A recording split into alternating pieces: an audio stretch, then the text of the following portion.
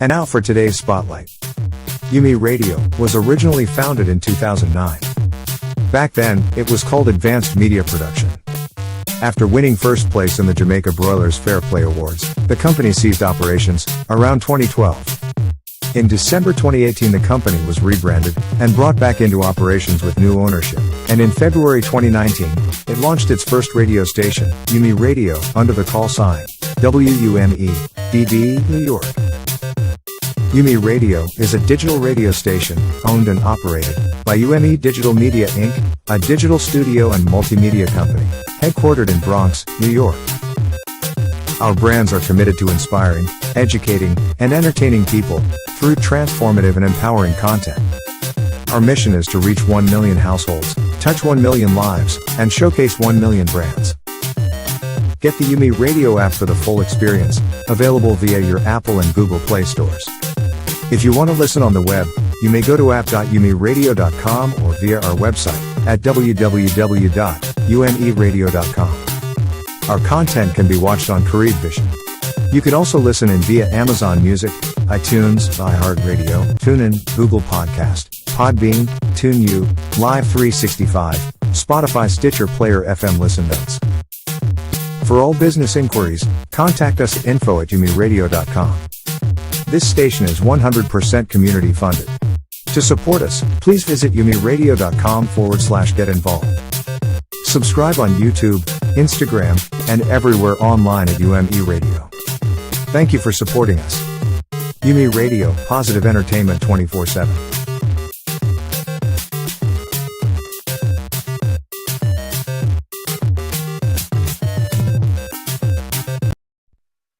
Are you ready for the weekend? Weekends on UMERADIO. Get the UMERADIO app. Weekends on UMERADIO. The sun is up and so are we. Subscribe to our YouTube channel and follow us on Instagram and Facebook, all at UMERADIO. UMERADIO. Positive entertainment 24/7. Subscribe on YouTube and click the notification bell.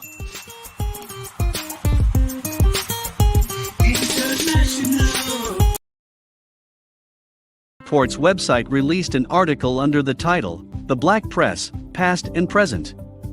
The following are excerpts from that article. The Black Press's history. The U.S. Black Press is 176 years old this year. It began in 1827 when John Russwurm and Samuel Cornish started Freedom's Journal in New York. By the Civil War, 40 black newspapers were being published. And, during the 1920s and 30s, when major papers virtually ignored Black America, the glory days of the black press began. Back then, major papers usually wouldn't even run African American obituaries. Black papers became the primary means of group expression and main community service outlet, reporting on job opportunities and retailers that didn't discriminate, and covering charity events in uplifting society pages, with big pictures of smiling, dignified black people enjoying each other's company. Politics, sports, money and social issues were reported from the perspective of black readers. The careers of Lena Horne, Little Richard, Paul Robeson, and many other entertainment greats were promoted in their early stages before major media took notice, and editorial writers crusade for open housing, quality schools, voting rights, fair employment and equal accommodations, demands that later formed the civil rights agenda. There were byline stories from America's leading black activists and intellects, Richard Wright, Gwendolyn Brooks, and Langston Hughes in the Chicago Defender, and W.E.B. Du Bois, Zora Neale Hurston, Marcus Garvey, and Elijah Muhammad in the Pittsburgh Courier.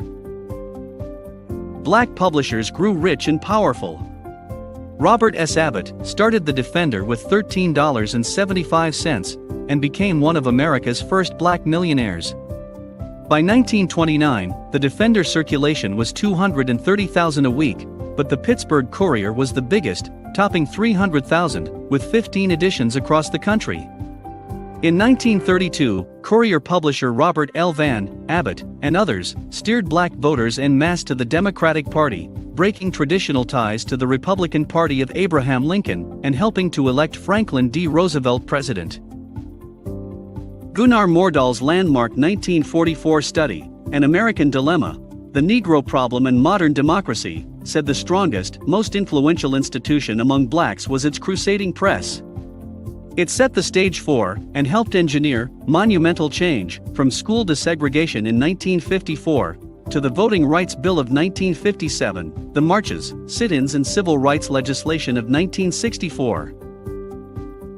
By the Black Power era, the formerly cutting-edge medium was considered powerless.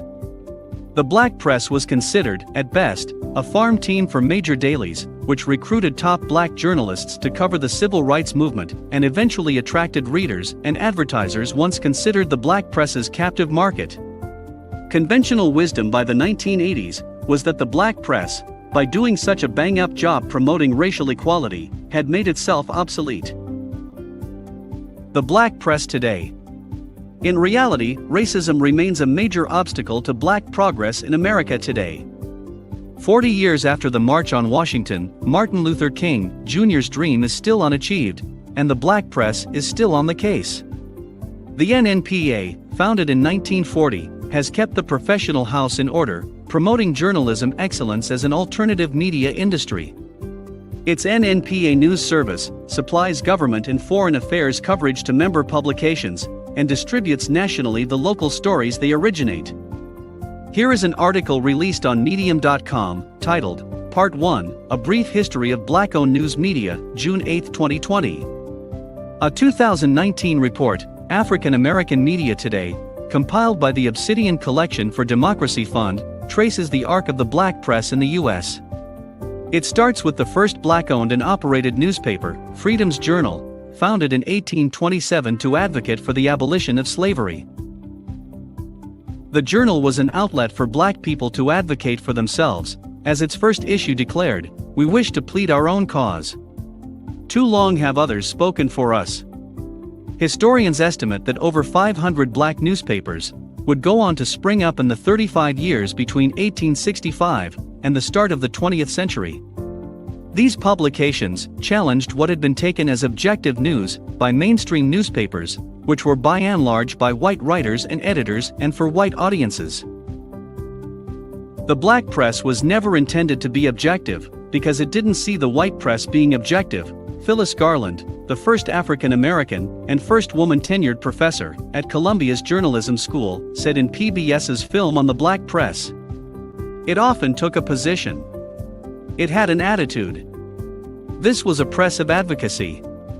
There was news, but the news had an admitted and a deliberate slant." For example, the Oklahoma Eagle, a black-owned weekly in Tulsa, aims to keep the memory of the 1921 Tulsa massacre, in which white mobs killed 300 black people and forced thousands to flee alive. The massacre was mostly ignored by the city's mainstream newspapers, one of which only wrote about it, for the first time 50 years after the massacre occurred. Black newspapers more generally were instrumental to pulling African Americans together, after slavery, into cohesive communities, according to historian Christopher Reed. The Democracy Fund report cites examples of the essential role newspapers played in historical events, from tackling Hollywood's derogatory depictions of African Americans in 1914, to fueling the Great Migration to the North after World War II.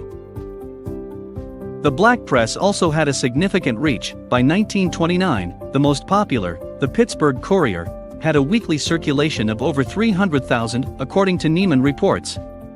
Most of these were from single-copy sales, and many issues were passed around, so readership was likely much higher. 60 years later, magazines had also established an audience. Ebony, for example, reached 1.7 million homes in 1985, amounting to over 40% of African American adults, more than any other general interest magazine, during that time. Today, the article continues, 205 publications are members of NNPA, the trade organization that represents black press in the U.S. Like the rest of the industry, for whom ad revenue decreased from $60 billion to $20 billion from 2000 to 2015, declining ad revenue has also impacted black newspapers. According to Pew, paid and free print circulation has also declined, with most relying on subscription rather than newsstand sales. Ebony is one piece of a larger vision developed and promoted by the Johnson Publishing Company. My company. My name is John H. Johnson. When my wife Eunice and I started our company in 1942, most images of blacks in the mainstream media were of criminals and caricatures. Or even worse, there were no images of African Americans at all. We were invisible. An entire group of Americans ignored and dismissed. I wanted to change that. My vision was to build a business that provided people, specifically African Americans, with products and services that offered recognition, respect, success. In 1945, I created Ebony magazine to provide the positive black images we wanted to see and others needed to see. When I see a barrier, I cry and I curse, and then I get a ladder and climb over it.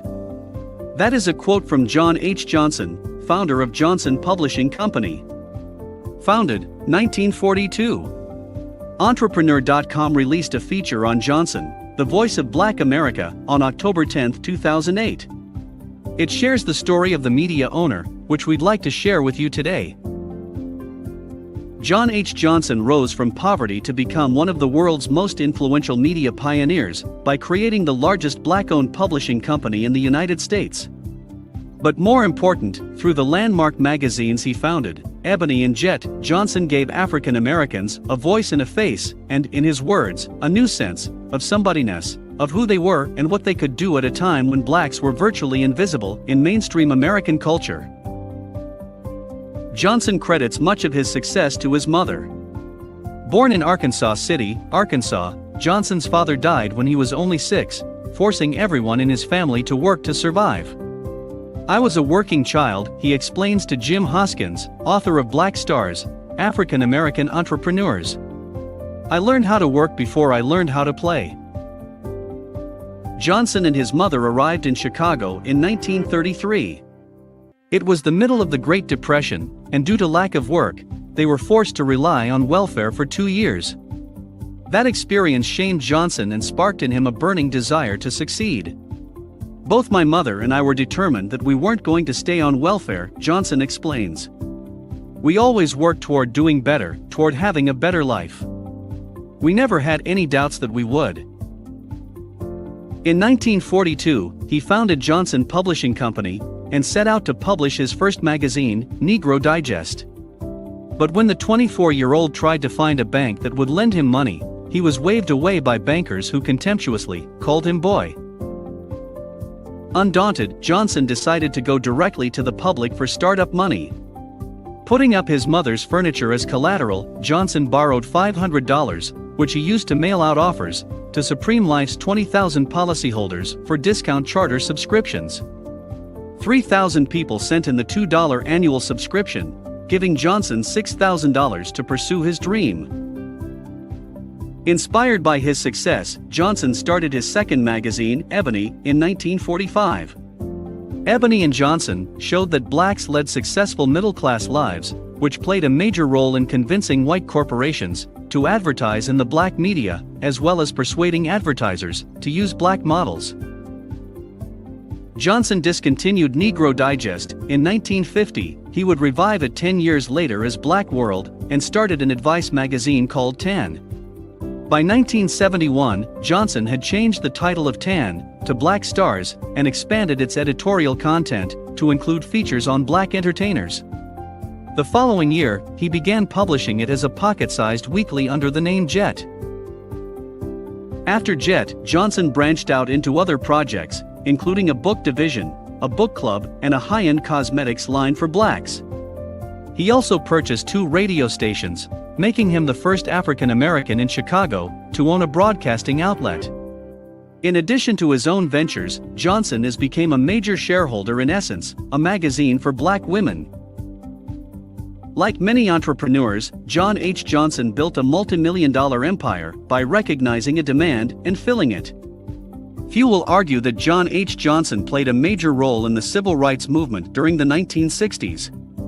A former Johnson Publishing advertising executive, Ronald Sampson, explained in an interview in Chicago Magazine, the general news media was covering it as a confrontation.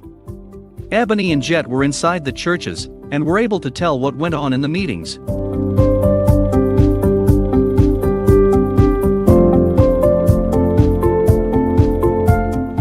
I have always been a great reader of black newspapers. And black newspapers have always had the goal of getting rid of race prejudice, of calling to the attention of black people all of the mistreatments that are going on around the country and around the world. I got tired of reading about that all the time. I wanted to be happy some of the time. And I thought I wanted a magazine that would not try to do what they were doing, which they do exceedingly well, but a magazine that would deal with the positive things in life. Magazines that would deal with things that people are proud of, with successes. That was so people in one city could see the success of people in another city and would be inspired to do better in their own city. So Ebony is a magazine devoted to making people feel good, making people proud of their heritage. First time I ever saw a black person in print in a tuxedo was in Ebony. First time I ever saw a black wedding was in Ebony. So we have tried to cover some of the difficulties, but at the end of the day to say, I want to feel good about myself. We're entering a point in time where media is defining who we are. It's defining who we are to people who don't know us, who don't meet us, and have in-depth interactions with us on a regular basis. And it's also defining who we are to other people. The exciting thing about this, though, is that we're also entering a time where we have a lot more control over the media that defines us and defines the other people and cultures of the world. We're entering a time where we're all media makers. We're all taking on the power and the agency to create media in profound ways. I mean, that's basically what we're all doing here at TED today. We're creating media to provoke human thought in a sophisticated and challenging way. So I feel like we all have the responsibility as media makers to create things that challenge us to think in a more sophisticated fashion and can help us evolve in our thinking, which I think is a major step in human evolution. And now, it's time for our interview special. Celebrating Black artistry, artist to artist. And now for today's special guests on Artist to Artist. Today we have our returning guest host, Georgie and JB McFarland. She is a singer, songwriter, host, and entrepreneur. Please check out her song, My Soul Says Yes. And joining Georgie today is a very special guest. Courtesy of Vision PR Solutions, we have Maxine Reyes. She is an inspirational singer, author, speaker, certified life coach, and mindfulness coach. Certified Master Resilience and Leadership Trainer, certified healthy relationship coach, host, moderator, and Afghanistan veteran. Here's a fun fact. She has sung for President George W. Bush, the royal family of Qatar on behalf of the U.S. Embassy, and multiple professional sports game opening ceremonies. She is also the founder of Courage and Grace Foundation, home of the Florida Women Veterans Trailblazer Awards.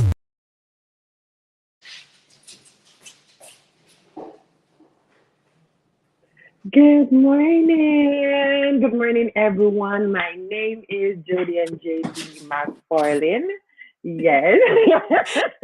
Hi. Yes, good morning. And Good thank morning. you for staying with us on Entertainment Now. And thanks for joining me in studio, Maxine Reyes. Good morning. Good morning. Good morning. Where are you located? Are you in South Africa? No, I'm actually in Philadelphia right now. Okay, because I was like, I don't hear an accent from down No, I'm yonder. naturally a Jamaican, though. Yeah, You I know. heard that. Yeah. So I was like, me not Yes. hear no high pitch accent coming down from down south or down No. yonder. How are you this morning? You're looking pretty bright. Yeah, it's it's the same time as you. Okay, where are you located? Beautiful Tampa, Florida. Oh, Lord. My cousin just came from Welcome. here. Actually, she's in New York, but she just came to visit because she wanted to see what it's like for real estate here. So everyone's coming here. So you should come check it out. I will put it on the list. I'll put it on the list. I've been getting a lot of requests for Florida. I don't really love the sun that much. I've grown up in it for so long. Okay, got you. Yeah. Yes. So I want to ask you this: how did you get started in music? Well, my family sang in the church in Jamaica. My dad is a musician. He's actually made a popular, made a name for himself in Miami in a reggae band called Innocence. He was working with Inner Circle, so those guys are like my uncles. And I'm pretty sure everyone knows who Inner Circle is. But my dad, I see him on stage all the time. And because I grew up singing in the church, I mean, it's a natural thing for me to just continue doing it because I love it. So, yeah. Yes. So it wasn't really pressuring for you doing rehearsal and, growing up in music. Yes, you love it, but growing up in music, or was the pressure for you going to rehearsals and stuff like that? I mean, the thing is, well, that was church. That was like mandatory stuff. So there's no pressure. You just do it because I'm gonna do it. Yes. But now it's a choice because I've you read my bio. Served 22 years in the military. All of that time was my time. That was a choice of mine because I wanted to make sure that I travel the world, be adventurous on their dime, not mine. They took me all over the world. And everywhere I went, I would sing anyways. But that's because I wanted to. They heard my talent, and then they need people to sing the anthem at different ceremonies. So they would ask me, and I don't have to say yes, but I did, Yes. And it has helped me to be on stage, garner my confidence and an audience, a decent following from that. That's beautiful. What is your creative process like? I get inspired by many things, and usually I don't know why I write a lot of sad love songs. And it's not like I've been crushed. I've been happily married. Next month, actually, May will be 25 years of marriage. Wow, believe it or not. So, but I love the blues. I don't know, listening to some older artists, and then my stepfather, he plays the guitar, and I grew up listening to him play country music, and a lot of those country songs were really sad. So I find myself writing happy, uplifting songs, which are the ones that I actually produce, work with producers and release. But they are sad, lonely songs that I wrote too. Maybe it's because I grew up by myself with my great grandmother. I didn't have siblings in the same house with me for a while. So I think that's where that came from. The creative juices flow depends on my emotion and my situation. Beautiful. So songwriting is something natural for you. You just take the pen up and just start writing. How does it work for you? You have to be in a little space, your perfect space, your mind clear. How does that work for you? So definitely have to be in a space where I feel free, like a space of freedom, because that's when I'm the most creative. So when I was in the military, it's a high pace, high tempo situation most of the time. So I was never feeling creative when I have to be on the go like this, but whenever I'm in a place of zen, outdoors, walking, even during physical training with the military, that's when I feel free, my freest to create. So it definitely have to be a space where I feel really good about life, about the world, or not so good, but not in a high pressure situation, because I just can't get the words together. So when I do physical fitness, it's actually a really good time for me. Marathons, long trips, long walks, those work for me. Inspiration. That's yes, because for everybody, inspiration comes in different ways. For me, it comes in different way by dreams, sometimes by visions. You know, everybody is different, and that is just one of the things too that I like to, you know, ensure that people know that it may be different for you. You know, maybe different for you. Everybody is different. Some persons like to be in their bathroom, some like to be in their bedroom. Just and some people do it just like you. You. I don't think I could write a song in the middle of chaos. You know, but it works for you.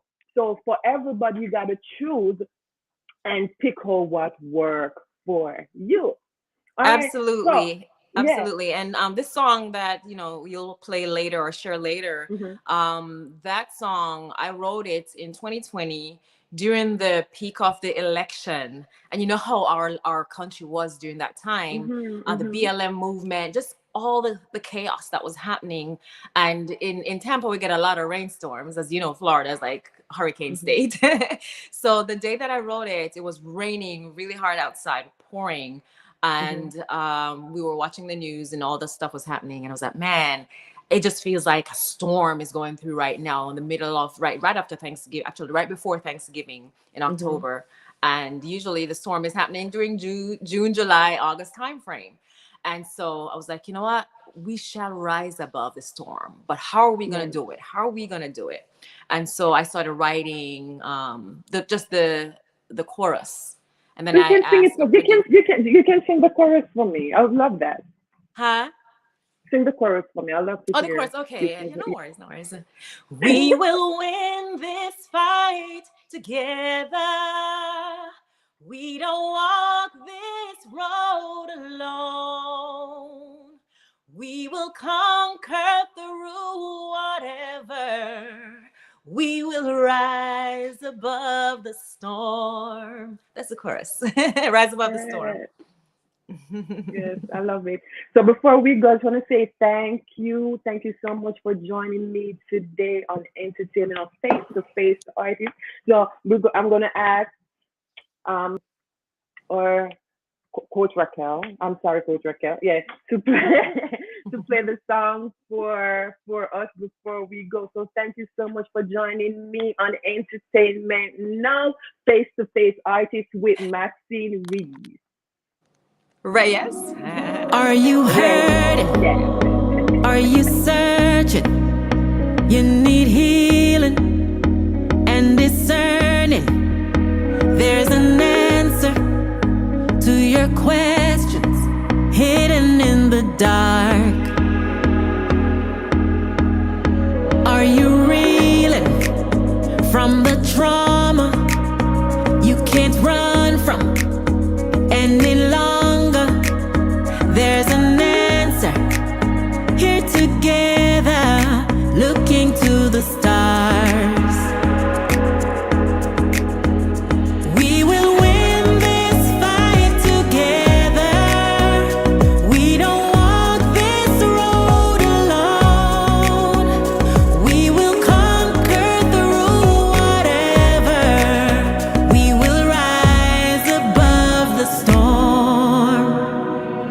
Stronger when you let go of the arm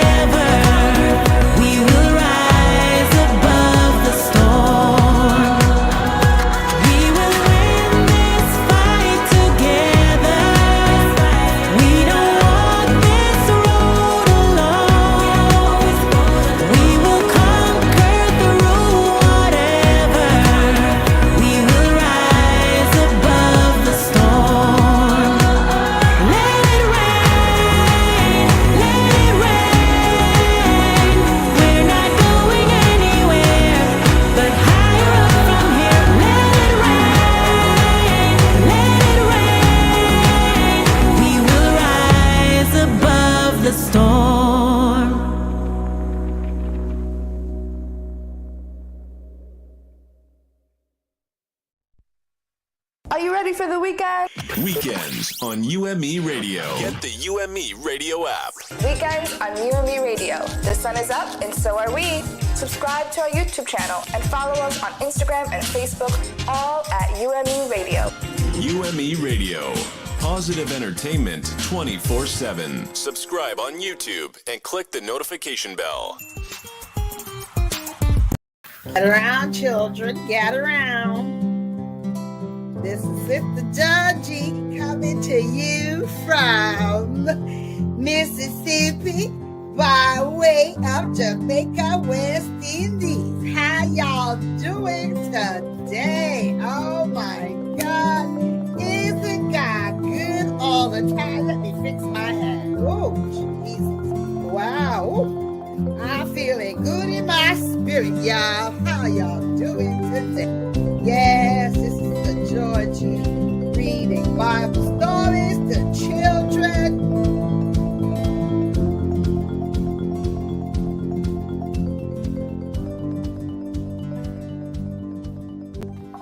Hello, everybody. How you doing today? Oh my goodness, did you miss Sister Georgie?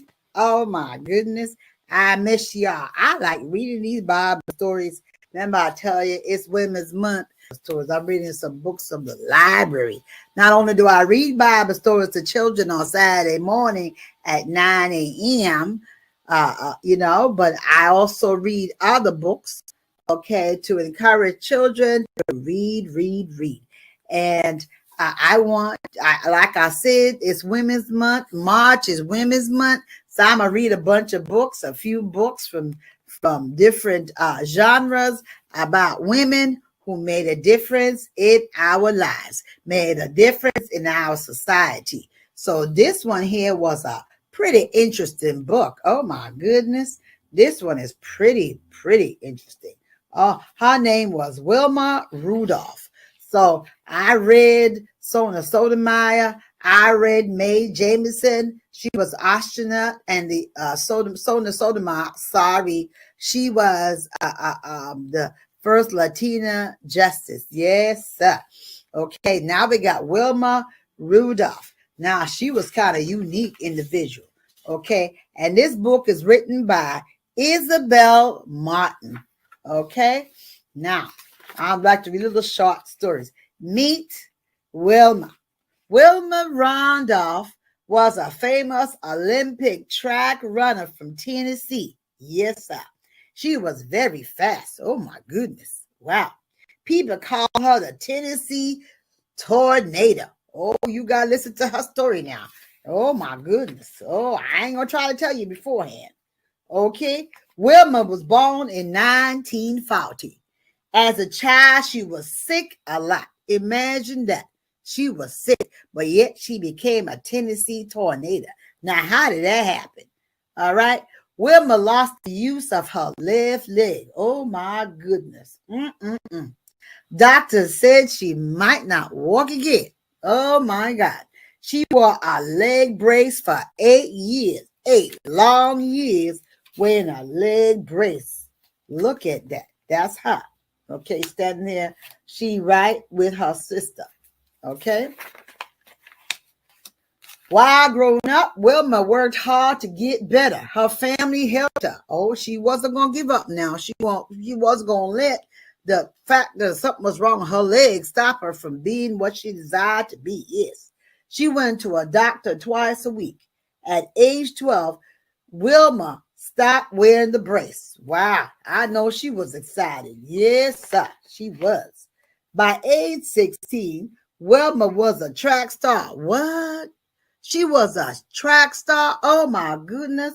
Ain't that something? Remember, something was wrong with her leg. And he got better. Wow. She tried out for the Olympic track team. She made it. Wow. She made it. What a good girl. She pushed on. She persevered. Oh, my gosh. She wasn't going to let nothing stop her. Wow. Wilma ran in the 1956 Olympics in Australia. She won a bronze medal. Yes, sir. In her adult years, Wilma started college in 1958. 1958, I wasn't born yet. She kept on practicing her running. She wanted to do better in the next Olympics. In 1960, she ran in the Olympic Games in Italy. Wow. Oh, look at her running. Oh, my goodness. For somebody who had problems with her legs, look at her go. My Lord. Jesus. God is so good. Oh, my goodness. She believed in herself. Wilma won 3 gold medals in Italy. She was the first American woman to win 3 gold medals at the same Olympics. My goodness. Ain't she something? Wow. This a powerful young lady. Oh, my goodness. People were proud of Wilma. Her hometown held the parade and a dinner. The Tennessee Tornado, remember what they called her? Yes, was the world's most famous female athlete. Oh, my goodness. And look at her. She was sitting with the late President Kennedy. Yes, Robert Kennedy. He was with her. You know, I'm trying to figure. I must have gotten the Kennedy brothers mixed up. I'm not sure if it was brother Robert Kennedy. What was the president? Oh my goodness! Oh, was it John Kennedy? Oh, yes. Oh my God, my memory is John F. Kennedy, JFK that they called him. Yes, JFK, John F. Kennedy. Oh my goodness, what was I saying? All right. The other brother was, I believe, he was a senator. Yes. Okay, so people were proud. Even the president was proud of her at that time. Okay, her hometown held a parade and a dinner. The Tennessee Tornado was the world's most famous female athlete. Whoa, ain't that something? Look at that. Look at her. Okay, and here's mommy helping her, coaching her, pushing her along, and encourage her to practice her running. Ain't that something? Wow. Later in life, Wilma graduated from college in 1963. I was born around that time. She later got married and had 4 children. Wow. Wilma became a teacher and a track coach. She was named to several different halls of fame. Yes, sir. In 1981, Wilma started a group to help young athletes.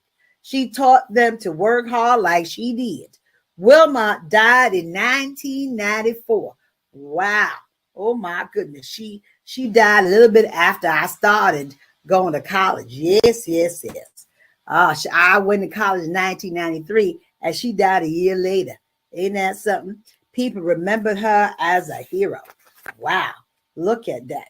Oh my goodness. So Wilma Rudolph, she was another young woman, another African-American woman that make a difference. So in spite of how she had issue with illness with her legs, she persevered, she pushed on, and she made it. She won some gold medals. So you know what that tells me? What that you need to persevere. You, as I keep telling you, follow your dreams. You must dream big or don't stop dreaming.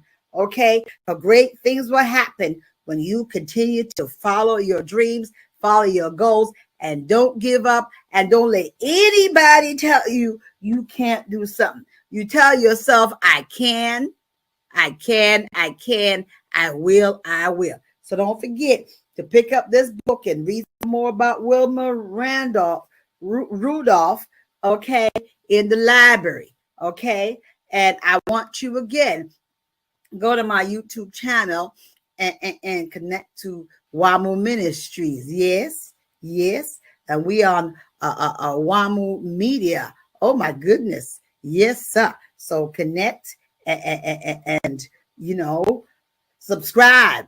All right. And you're going to see a lot more stories with Sister Georgie from Mississippi by way of Jamaica, West Indies. No, I love you. And you know what? Before I do that, on Saturday mornings at 9 a.m., I want all the little boys and little girls join me on YouTube as I read Bible stories to children. Okay? So you're going to see Sister Georgie reading Bible stories. So I'm reading this because this is connected to Women's Month. Okay? So I want you to love reading, children. Reading is fundamental. And then you learn how to read and continue to always read. Guess what? Readers make great leaders. Okay. And please don't just keep using the tablets all the time. Pick up the book. Go to the library and pick up the book. Oh my goodness, you'll be so smart. Oh my God, you learn so much. You have great conversation. Oh, we got something to talk about. I'm going to read a book of poetry. And like I said, it's Women's Month, so the month of March. So we're going to be reading stories of women authors, people about women who have their stories written about them, and also women authors. And guess what? Sister Georgie, okay, my author person is Apostle Faith Walters, okay, and she wrote a book. Yes, you see her picture on the front. Okay, Sister Georgie is the other character, but Apostle Faith Walters wrote the book. Okay, her picture on the back. Okay, and this book is about poems about my self-esteem. Yes, I'm just going to read you 2 stories from the book, because the book is on sale. You can't really pick this up at the library, but you can pick it up on Amazon.com. Okay, I have it on sale. Okay, and you can go to my website at WAMOE.org and get the book, and you get to read these little poetry, and it will help you. So you ask your mommy and daddy if you get a copy of this book from my website. Okay, so I'm going to read just a couple of them. I'm going to read page 15. Actually, I'm going to change from page 15. I'm going to read page 21. Maybe I'll read page 15. Okay, and 21 and 27. Okay, let me read 21. I like 21. Okay, and I'm reading some excerpts from my book. I don't want to read too much. Okay, and it's poems about my self-esteem. This design was designed by my daughter.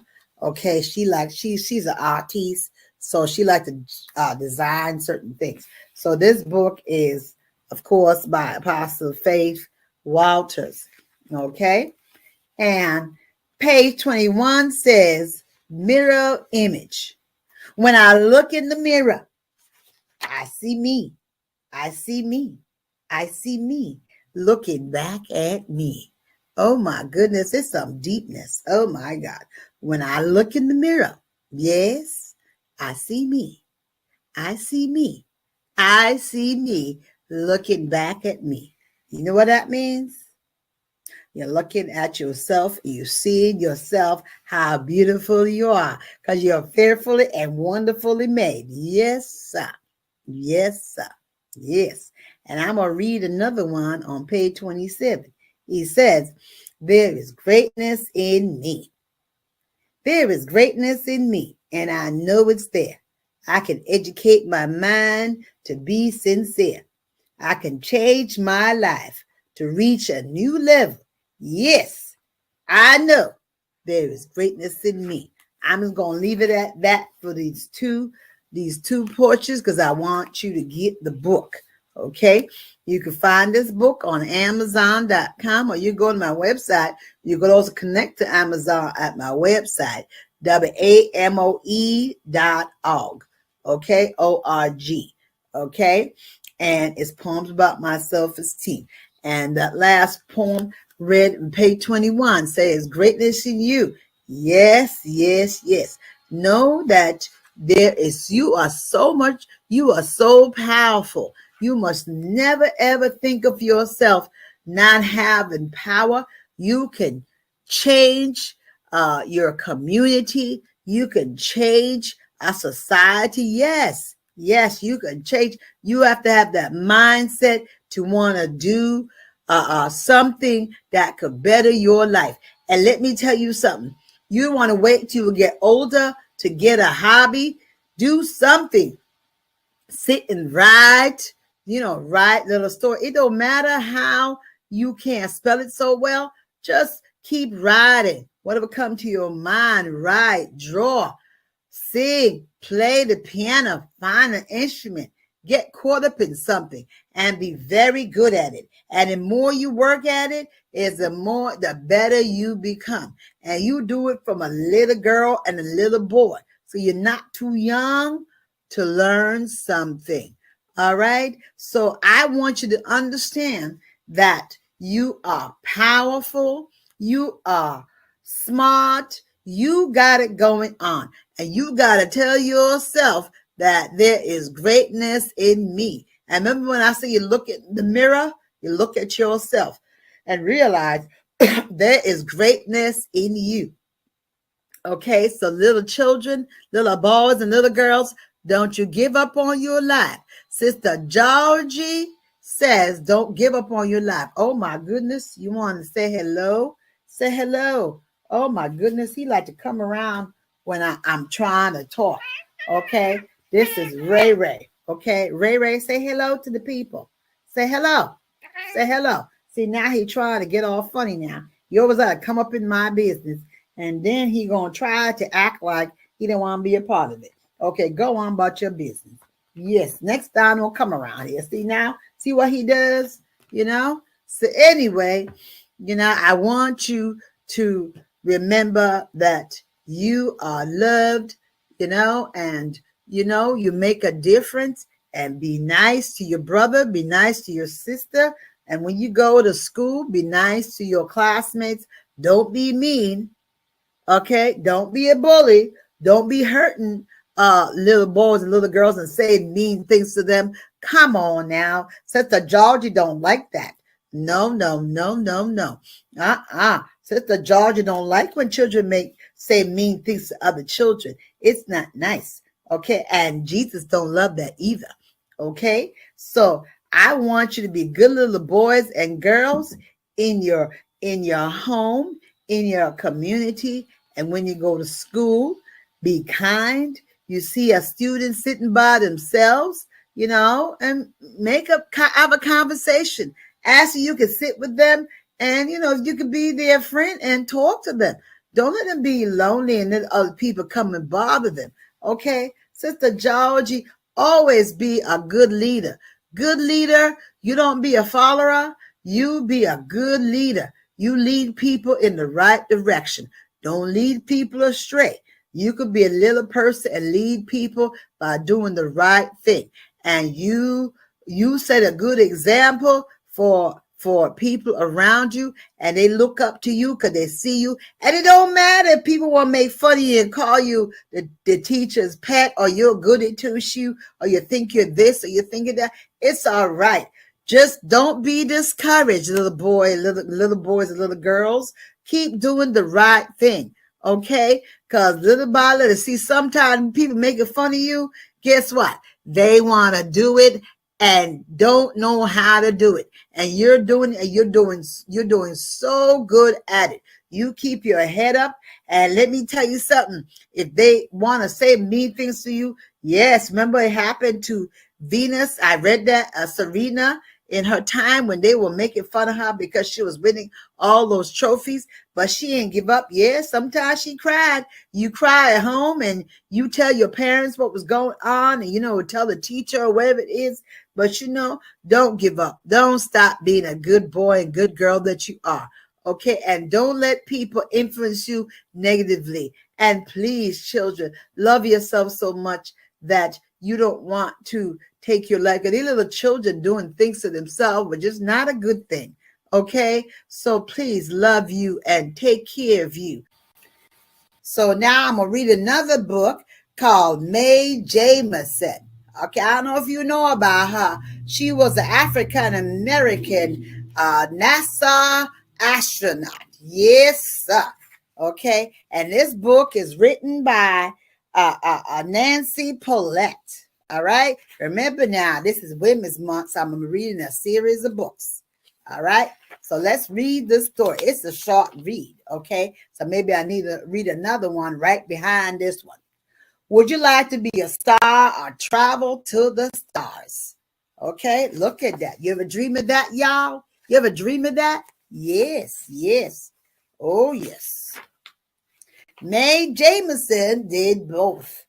The Space Shuttle Endeavour blasted off on September 12, 1992. I know it's before some of y'all were born. And this is a year after my little girl was born. Yes, yes, yes. Jameson was one of the astronauts on board. Yes. So an astronaut is somebody that goes into space, into one of them spaceships. Yes, sir. She was the first African-American woman to travel in space. She was a star. Oh, my God. I'm reading about so much first people. You got the first Latina being up in there in a Supreme Court justice. And now you got the first Africana, oh, Jesus, African-American woman to travel in space. She was a star. Oh, my goodness. Ain't that something? Wow. Jameson was born in 1956 in Decatur, Alabama, but grew up in Chicago, Illinois. You know, when you talk about Chicago, Illinois, you know, our 44th president, he came from Chicago, Illinois. That's Barack Obama. Yes, he came from there. Wow. Wow. Jameson liked learning new things when she was a child. She liked to read, she liked to dance, and find out how things work. Yeah, you see, she looked at the Chicago skyscrapers. Oh, yes. Oh, yes. She was very curious. All right. She saw the first astronauts walk on the moon when she was 13 years old. Wow. Wow. This made her want to be an astronaut, too. Ain't that something? Wow. Look at that. This girl is so curious. Oh, my goodness. Yes, sir. Jameson wanted to make her dream come true. She studied hard and finished high school when she was only 16. Wow, ain't she smart? Oh, my goodness. She is really, really smart. She reminds me of Dr. Martin Luther King. He was a scholar, too. Oh, my goodness. He was a smart one, too. Wow. She finished high school when she was only 16 years old. When you're 60 years old, you are let's see now, it's a freshman, and then it's a sophomore, then it's a junior. So she was a junior when she graduated from high school. Wow. She went to college to learn to be a chemical engineer. Oh, my goodness. Look at that. After college, she went to middle school and became a doctor. Oh, she wasn't joking now. She wasn't joking with her life. Wow. Oh, my goodness. She was dreaming big, y'all. Y'all got to dream big. Okay. Jameson joined the Peace Corps when she was 26 years old. Oh, my goodness. The Peace Corps sent her to Africa. She worked hard to bring medical care to poor people. So you see, she was doing a lot of humanitarian things to help poor people. Because you know what? God loves when we help the poor people. Yes, sir. Yes, he does. Oh, my goodness. So she was a very nice young lady. See how she helping little kids? Okay. And you could make a difference just like her. Yes, you can. You ain't too small to make a difference in your little community now. Come on. 2 years later, she returned to the United States. Remember, she was in Africa helping the poor children. Okay. It was time to make her dreams come true. Yes, sir. Okay. Then Jefferson wanted to join the astronaut program. 2,000 other people wanted to join the astronaut program too, but only 15 people would be chosen by NASA. Yes, sir. NASA. Yes, I got a relative of mine that worked for NASA, working it for a long time. Yes. And I believe he puts one of them spaceships up there. He put the program in for that spaceship. Yes, sir. Yes, sir. Would Jameson be one of them? Let's see. Yes, NASA told Jameson she would train to be an astronaut. Oh my God, that is the first African American woman to be up in space. Isn't God good? Oh my goodness. Wow. Jameson worked hard for 4 years. She learned to fly a jet. Look at that. Ain't this girl smart? Wow. She's something else. Oh my goodness. She learned to use a parachute. Look at that parachute, y'all. Oh my goodness. Ain't that something? She learned how to stay alive in wild places. But guess that? She was in Africa, so she had to learn some things over there too. So I'm sure that helped her as well. Because, in Africa, we got a lot of animals roaming all over the place there too. They have little areas that they roam everywhere. So she had to learn a lot of things. So I'm sure she learned some of that there too. All right. Now, in 1992, Jameson traveled in space for 8 days. Oh my goodness. Look at her. She right there. Where's she at? Let me see. There she up there in the picture. She right there, y'all. She right there up in the picture.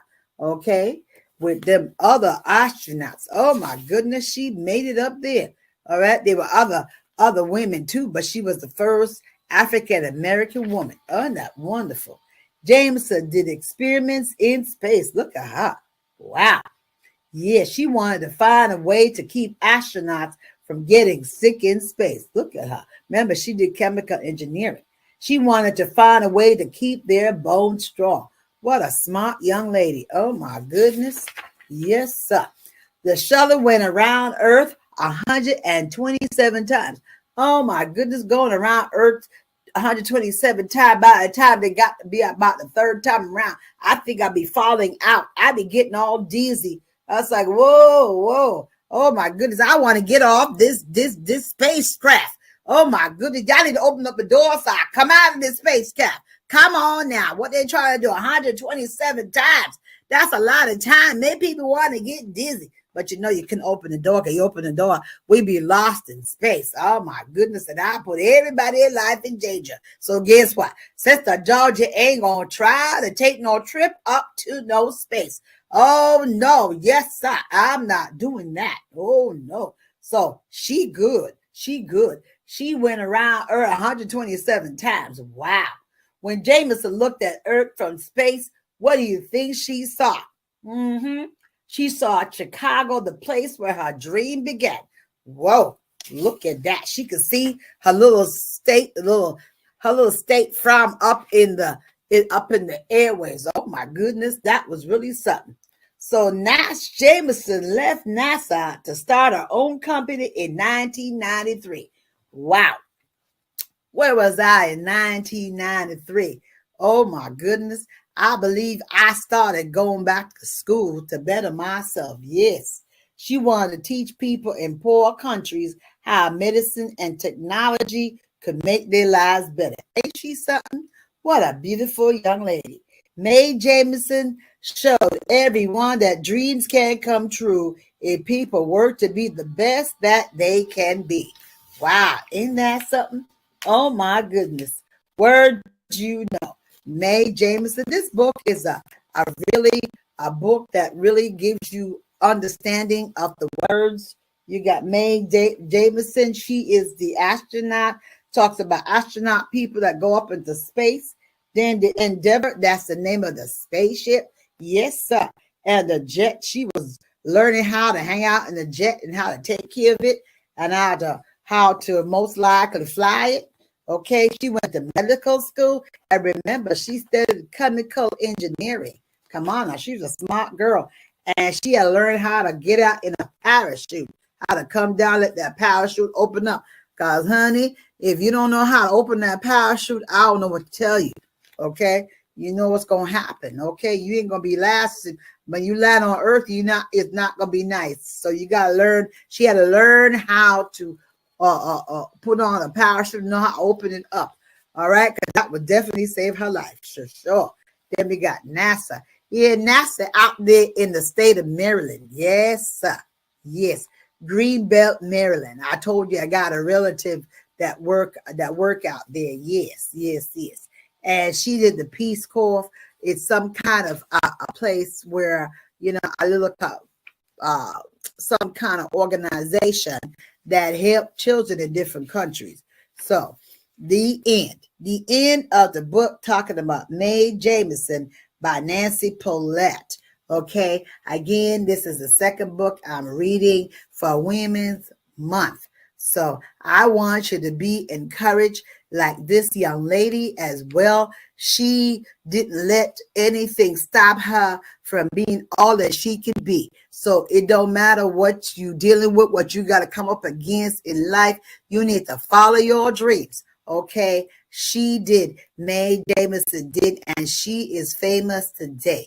So I want to thank you all for listening to Sister Georgie from Mississippi by way of Jamaica, West Indies. Y'all enjoy your evening and enjoy your night. And of course, enjoy your morning wherever you are in this beautiful universe. And know that I love you and Jesus love you too. And don't forget, like I said before, go visit the library. The library got a lot of great books for you to connect to and travel in the book. Okay, you can go on a great adventure, travel in the book.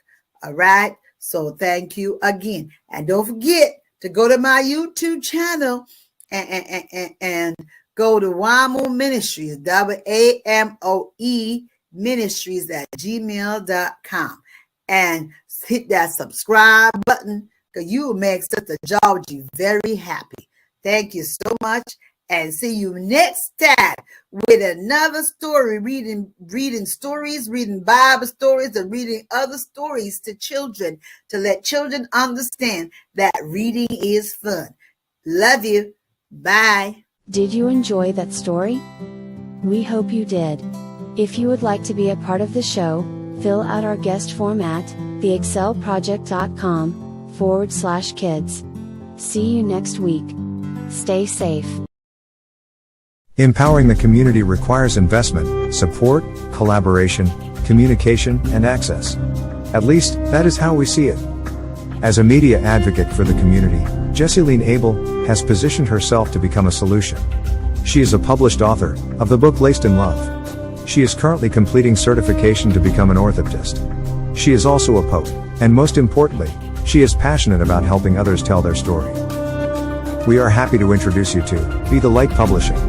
Through this initiative and her show, The Light Within, Jesseline wants to collaborate with you to increase your access to investment opportunities using your story.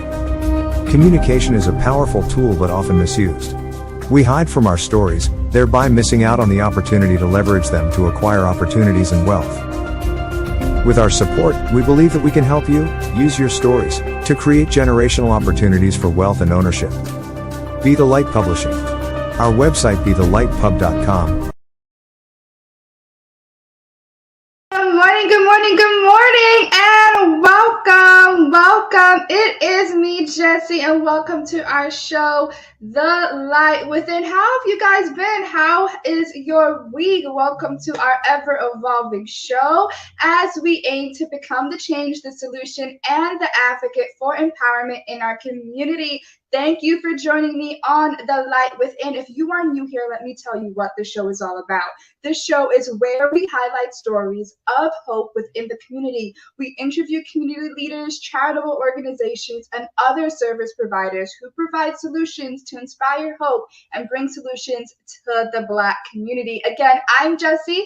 A little bit about me. I'm currently completing my MA or certification in becoming an orthoptist, and I have something I'd like to share with you. I'm so excited. Let's just get to it, and then we'll talk.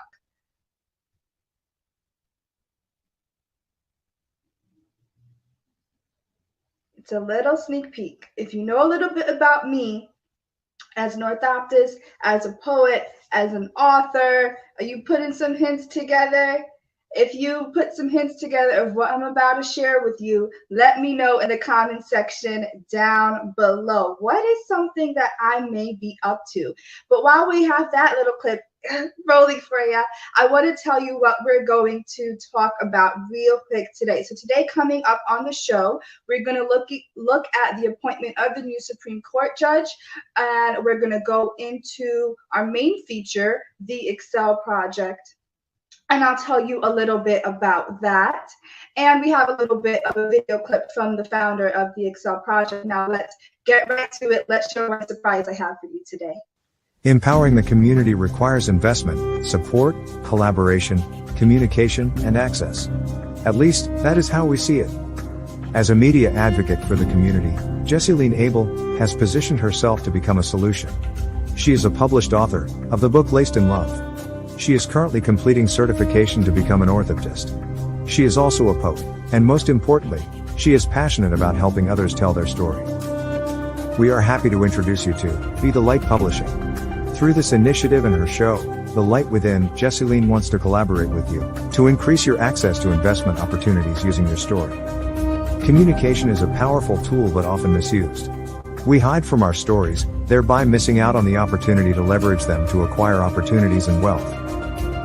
With our support, we believe that we can help you use your stories to create generational opportunities for wealth and ownership. Be the Light Publishing. Our website bethelightpub.com, coming soon. What do you think? Are you excited as I am? Now you know the secret's out. Now you know, we all know. Yes, Be the Light Publishing is coming soon. So if you are an author, a wannabe author, if you need help with just even managing or social media management, let us know in the comment section down below. Email us at bethelightpublishing@gmail.com.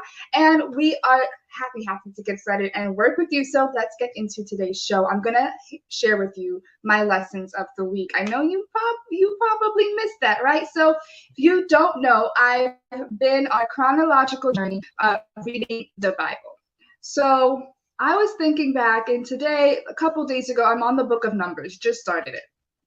And chapters 1 and 2, it was going through like the different tribes of the Israelites and the Levites, and saying you're going to take care of this, you're going to take care of that, and moving as they move on their journey from Mount Sinai to the Promised Land.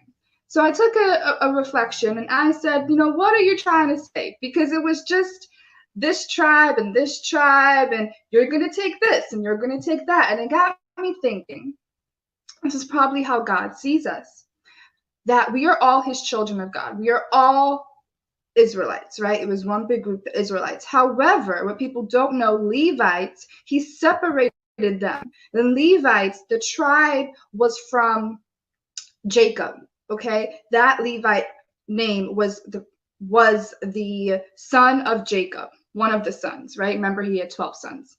So the Levites had the skill or had the opportunity to, their job was to take care of the tabernacle and move the tabernacle as they were going on their journey. And if you don't know, the tabernacle had the Ark of the Covenant inside. And what was so special while I was reading about this was even within the tribe of the Levites, each type of people had certain skills or certain roles or certain opportunities. And made me think, that's how God sees us. We are all his children, right? And he listed out a whole bunch of gifts that we have. And he's probably given us other gifts, ministry, writing, prayer, singing, you name the list, all the gifts that he had, comfort, peace, and just because we all have those gifts, let's take ministry, for example, or preaching, right? Doesn't mean that we all have to use it in that way. Doesn't mean that that is how God wants us to use it in that way. You may think right now, okay, Jessie, you're preaching. To me, I don't think so, because I think I'm preacher pulpit. That's not, no. But in a way, God sees it as preaching. God sees it as preaching. You don't know. Take me as a poet. If you have any authors or screenwriters or short story or fiction, nonfiction, whatever it may be, we all have that gift of writing, right? But why is it that one author you connect with more than the other? Or you like how they phrase this? Or people that are skilled with media or film, that they have a certain way to grab your attention, right? They're all gifts. So I want you to take the time today to find your gifts. And it's not even that you just have one. You could have a multitude of gifts showing you, okay, use this gift in this way, and take your time. And it's not about the promised land that you see. He may give you the vision. He may give you, there's a big picture. But in order for you to get there, he has to finite you. He has to separate you. He has to make you go through some ugly stuff or feel ugly, because it's the process. He's refining you. right? He is refining you. So I hope you take this message today. I hope you don't focus on just your big picture, but focus through your process. Take the time to find your gift, to establish it, to fine tune it, to be with him, and love it. Love the process. Love the ups and the downs, the valleys. Love all of it. Now, we're going to get into our appointment of the new Supreme Court by President Joe Biden. And to put this in a bit of context, I'll share with you 5 facts about the Supreme Court from Pew Research. But before I share that, I want to share with you a clip from NBC.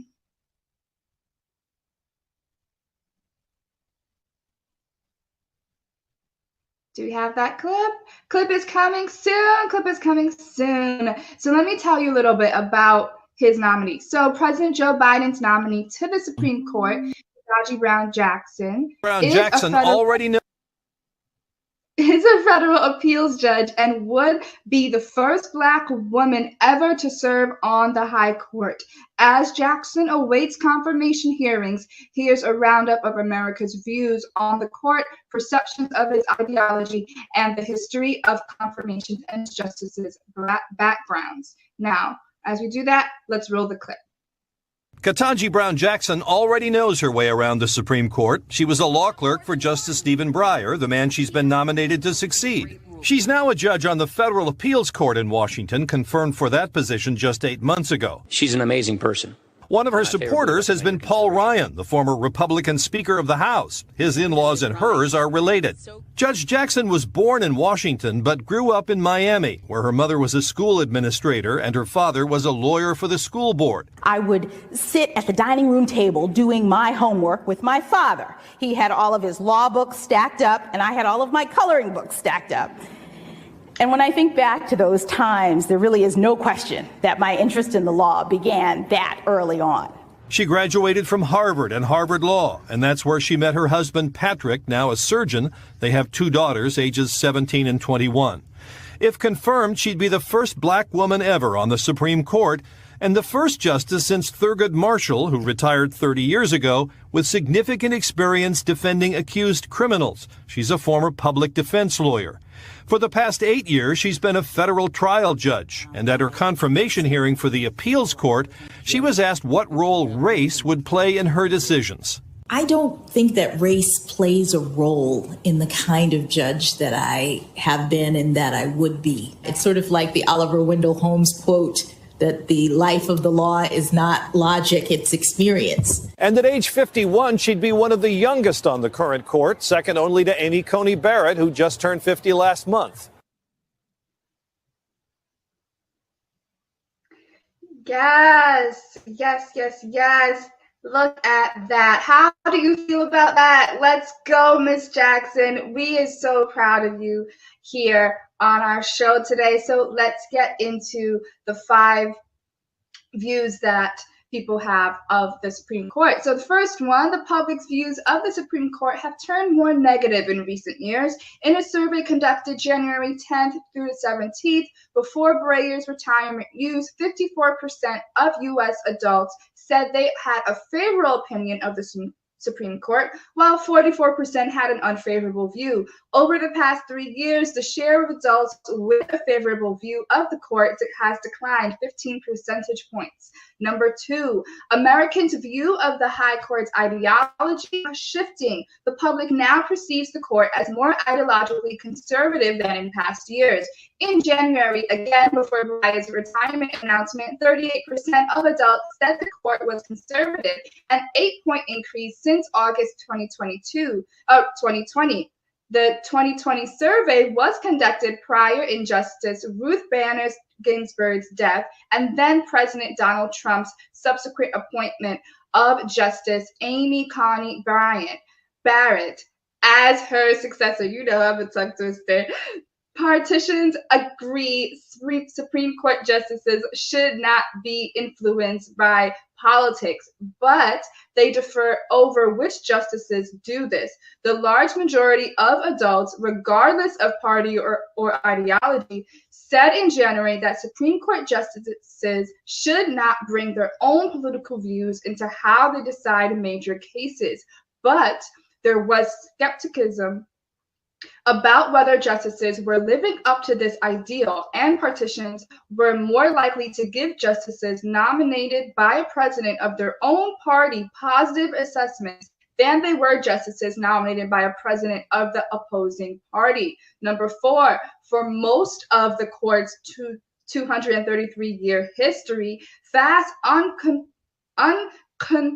controversial, there we go, confirmation processes were more than the norm than the exception. According to a center analysis of the 115 people who served on the court throughout its history, more than half, that's 61, were confirmed within 10 days of their nominations. From the birth of the Republic up to the early 1950s, the average span between nomination and confirmation was 13.2 days, but from Earl Warren in 1954 to Barrett in 2020, the time for a nomination to confirmation averaged 54.4 days. Number 5, Supreme Court justices tend to come from similar backgrounds. 8 of the 9 Supreme Court justices, for example, previously served as federal appeals court judges. Only Elena Kagan did not. A March 2017 center analysis found that of the 112 current or former justices at the time, the vast majority had prior experience in private legal practice. More than half had previously served as judges on either federal or state courts or held elected office. Now, how do you feel about that? How do you feel about that? Let me know in the comment section down below. First, how do you feel about the nomination?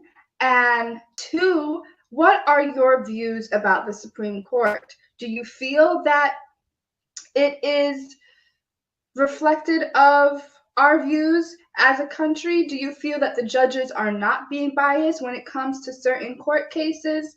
Let me know in the comment section down below. How do you feel about that? Give us your opinion. Now, today we're going to have our main feature, the Excel project. And I want to talk a little bit about it before I share a real quick video with you all. So, what is the Excel project? We're going to go into the mission of the Excel project. Now, the Excel project is to enrich the lives of young men and women through self-care and skills development. Now, you may be asking, what's the purpose of that? Why do we have to have these skills going on? What is that? So, as you know, I'm by day, I work in the healthcare industry. My patients are both children and adults. And I know as a parent, one of their concerns that they say time and time again, my kid's spending too much time on their phone, or if they are, it's all about this one game. You know, maybe you have a junior high student or a high school student that has a whole bunch of skills, but you need help for them to develop those skills, to learn, or the school that they don't have the necessary programs to help enrich their lives. Or you see your child saying, hey mom, I could start a business, or I want to start a business, but I don't know how, or I don't know which one. Maybe you yourself as an adult is thinking, I've listened to Wealth Mindset. I think the 9 to 5, I'm going to keep it for a bit, but I want to develop certain skills. I've always wanted to get into cooking or baking. I always wanted to get into event planning. I always wanted to better myself. Well, the Excel Project is for you and is for your kids and everyone out there. Why? Well, the Excel Project has online courses. Yes, we are living in the age of online. That does not mean it's bad, but it is for our own good.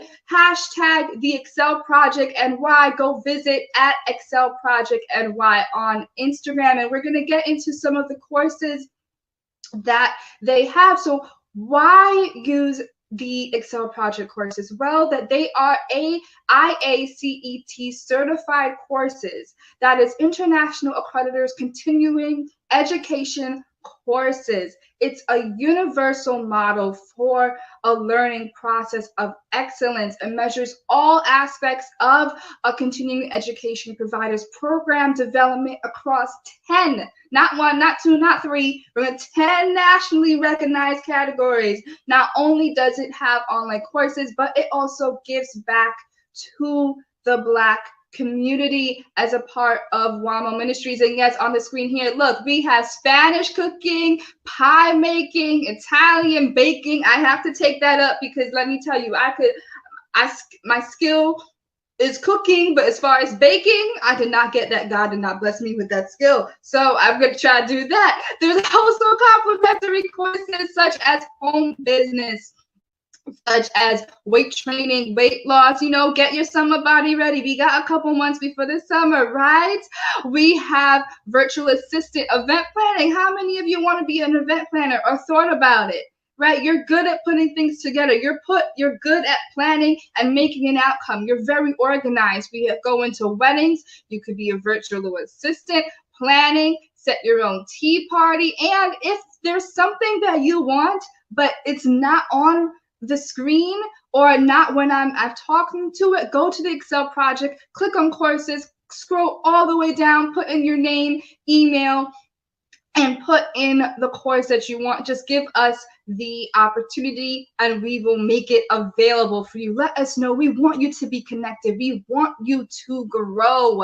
And that is what the Excel Project is all about. It features the WAMO Ministries, which has its children's show. We were just talking with we just had the children's show, Bible stories for children. And as you know, as I was once a child, I absolutely love being part of that show, learning about Jesus.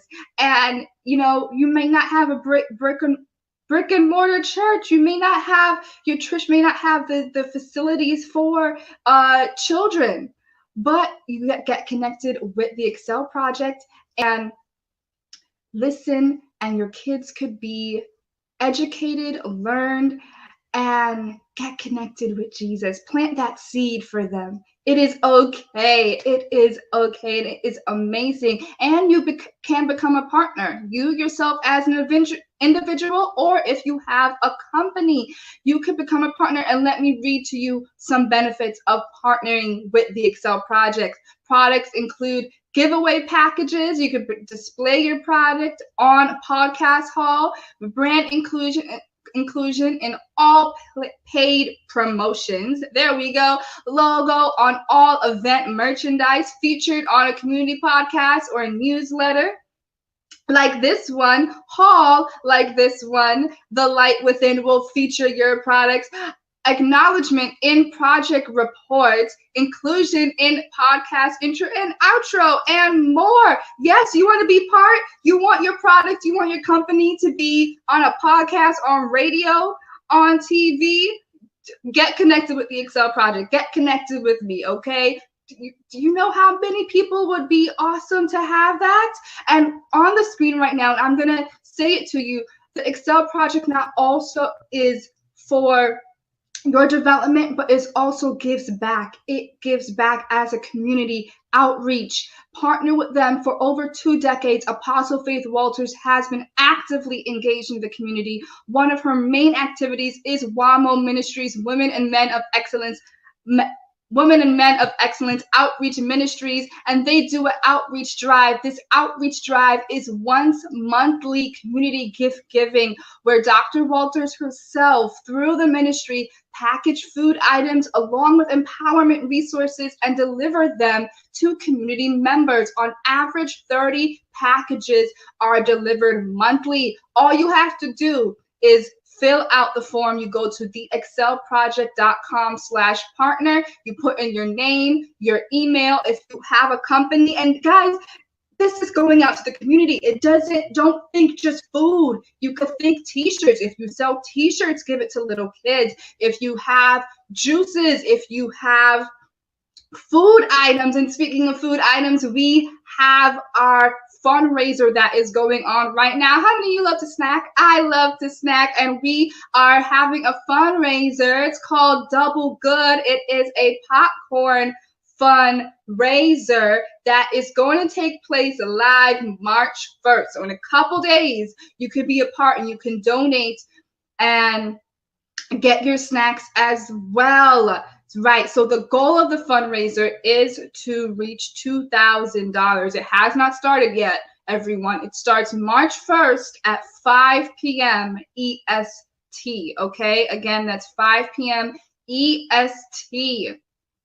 And last but not least, how many of you have kids? I don't have kids, but I work with them, right? We not only talked about the courses that they're able to take, but also how many of them need help? Were you a kid that needed help? My hand is raised. For those who are listening, my hand is raised. I needed help. My needed help was English. Isn't that ironic? And now I'm a poet and an author.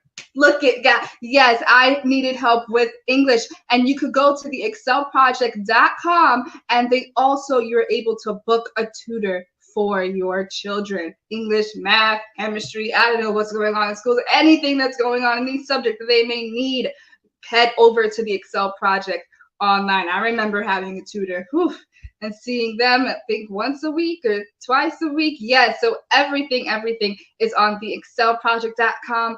Go to it, get connected, be a part of it, partner, donate. And donation can come in physical money. It can come in service. It can come in product to be part of the outreach program and the outreach ministries. And I want to go back and let you know the address. If you are happen to be in Mount Vernon, New York, her ministries take place. And I want to go to, sorry, one moment. If we could put it up on screen, that'd be great. But her ministries is at Mount Vernon, New York. That is where she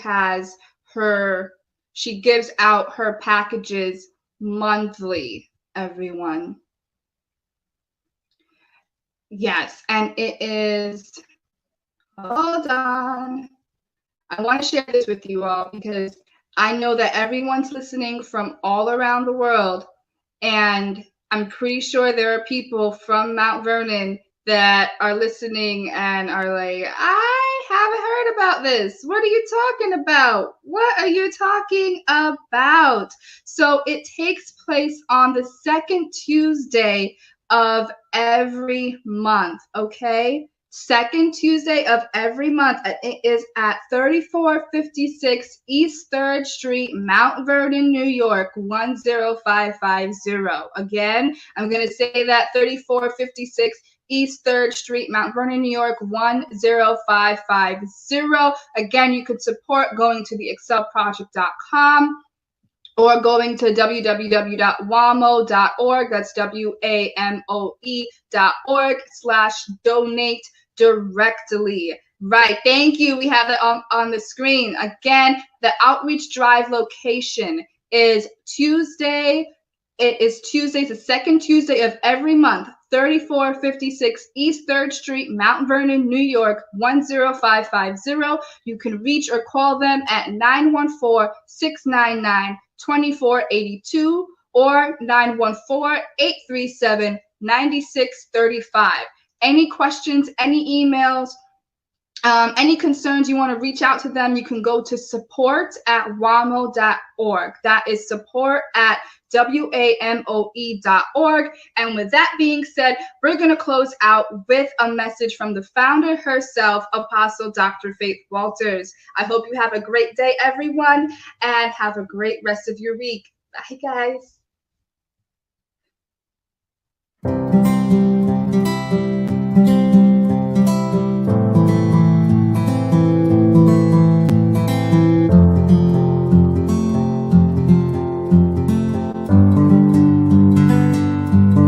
Where did you get that love of community?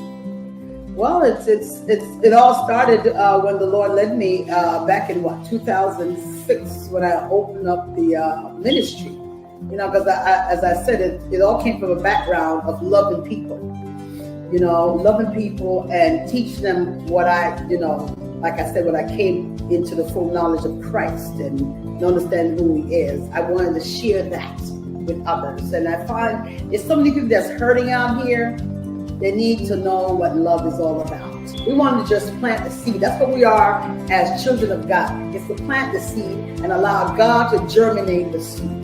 I remember when I first started out, when I had my first house over on the other side of town, I used to started my services in the backyard. Just bring people together, whether you're unsaved or saved. We were just doing things just to let people understand that God is exciting, God is fun, because I never knew this before. So when I found out He was so exciting, I started to do different things to incorporate everybody into the mix. So in Mount Vernon, what we're doing now is every year, actually, I was doing open meeting on the street, a street meeting where we fed the community. We had preachers coming from all over the place, all over the city, all over the United States to come and to minister to the people. Some people came and shared their testimonies. So I was on different sides of Mount Vernon. We went to parks. We go come off certain different streets, different areas. You know, so there's a lot of different things that we do. But this particular thing that I've been doing now, since about a year now, I decided this is pre-pandemic. So since the pandemic came in, we had to reposition ourselves. And I said, Lord, we got to find another way to reach the people, because I know people now, they are quarantining and they may need food and they may need something to help them along the way. And there are people that have children. So I said, Lord, there's got to be another way to help. So the Lord just put in my spirit just to go out, and sometimes I would just go to the store and get some food gift cards from some of the shops around the area, and just walk on the street and just give it out to people, mothers with children. I've done that, and then I started saying, we just need to bring it a little further, so we start doing packages. So creating food packages. So that started in November last year on a monthly basis because we saw the need. So it's a pleasure doing it every single month. We do back to school. We've been doing that for a while as well. So everything we do, we connect to the community. But I'm really thankful. And this is also funded by people who God bless their hearts to send donations. And I'm so grateful to the Lord for that. So I thank you for those who are sending donations. You can continue sending them to the website at WAMOE.org. And we just really appreciate those who allow the Lord to lead them and to allow them to send their donations of any amount, because, it's so needed.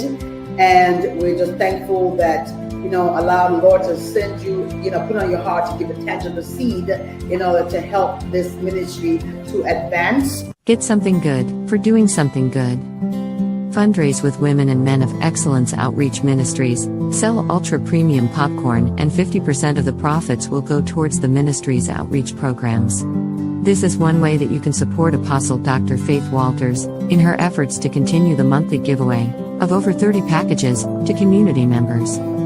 Apostle Faith has been putting a smile on people's faces for over 2 decades through carefully and lovingly designed packages delivered the second week of every month. It's 100% virtual. No paperwork to fill out, no cash to collect, and no product to distribute. You can fundraise from anywhere. Pop-up Store Fundraising is a 4-day virtual fundraiser where you can help us earn 50% profit, selling the most ridiculously delicious gourmet popcorn, and you never have to worry about handling products or collecting money. It's 100% virtual. Want to learn more about Pop-up Store Fundraising? Visit theexcelproject.com/popcorn. You can also get it for yourself. It's as easy as tap, tap, tap. Add the double-cooked popcorn flavors you'd like to try into your cart, check out just as you would on any website. Payments are secure.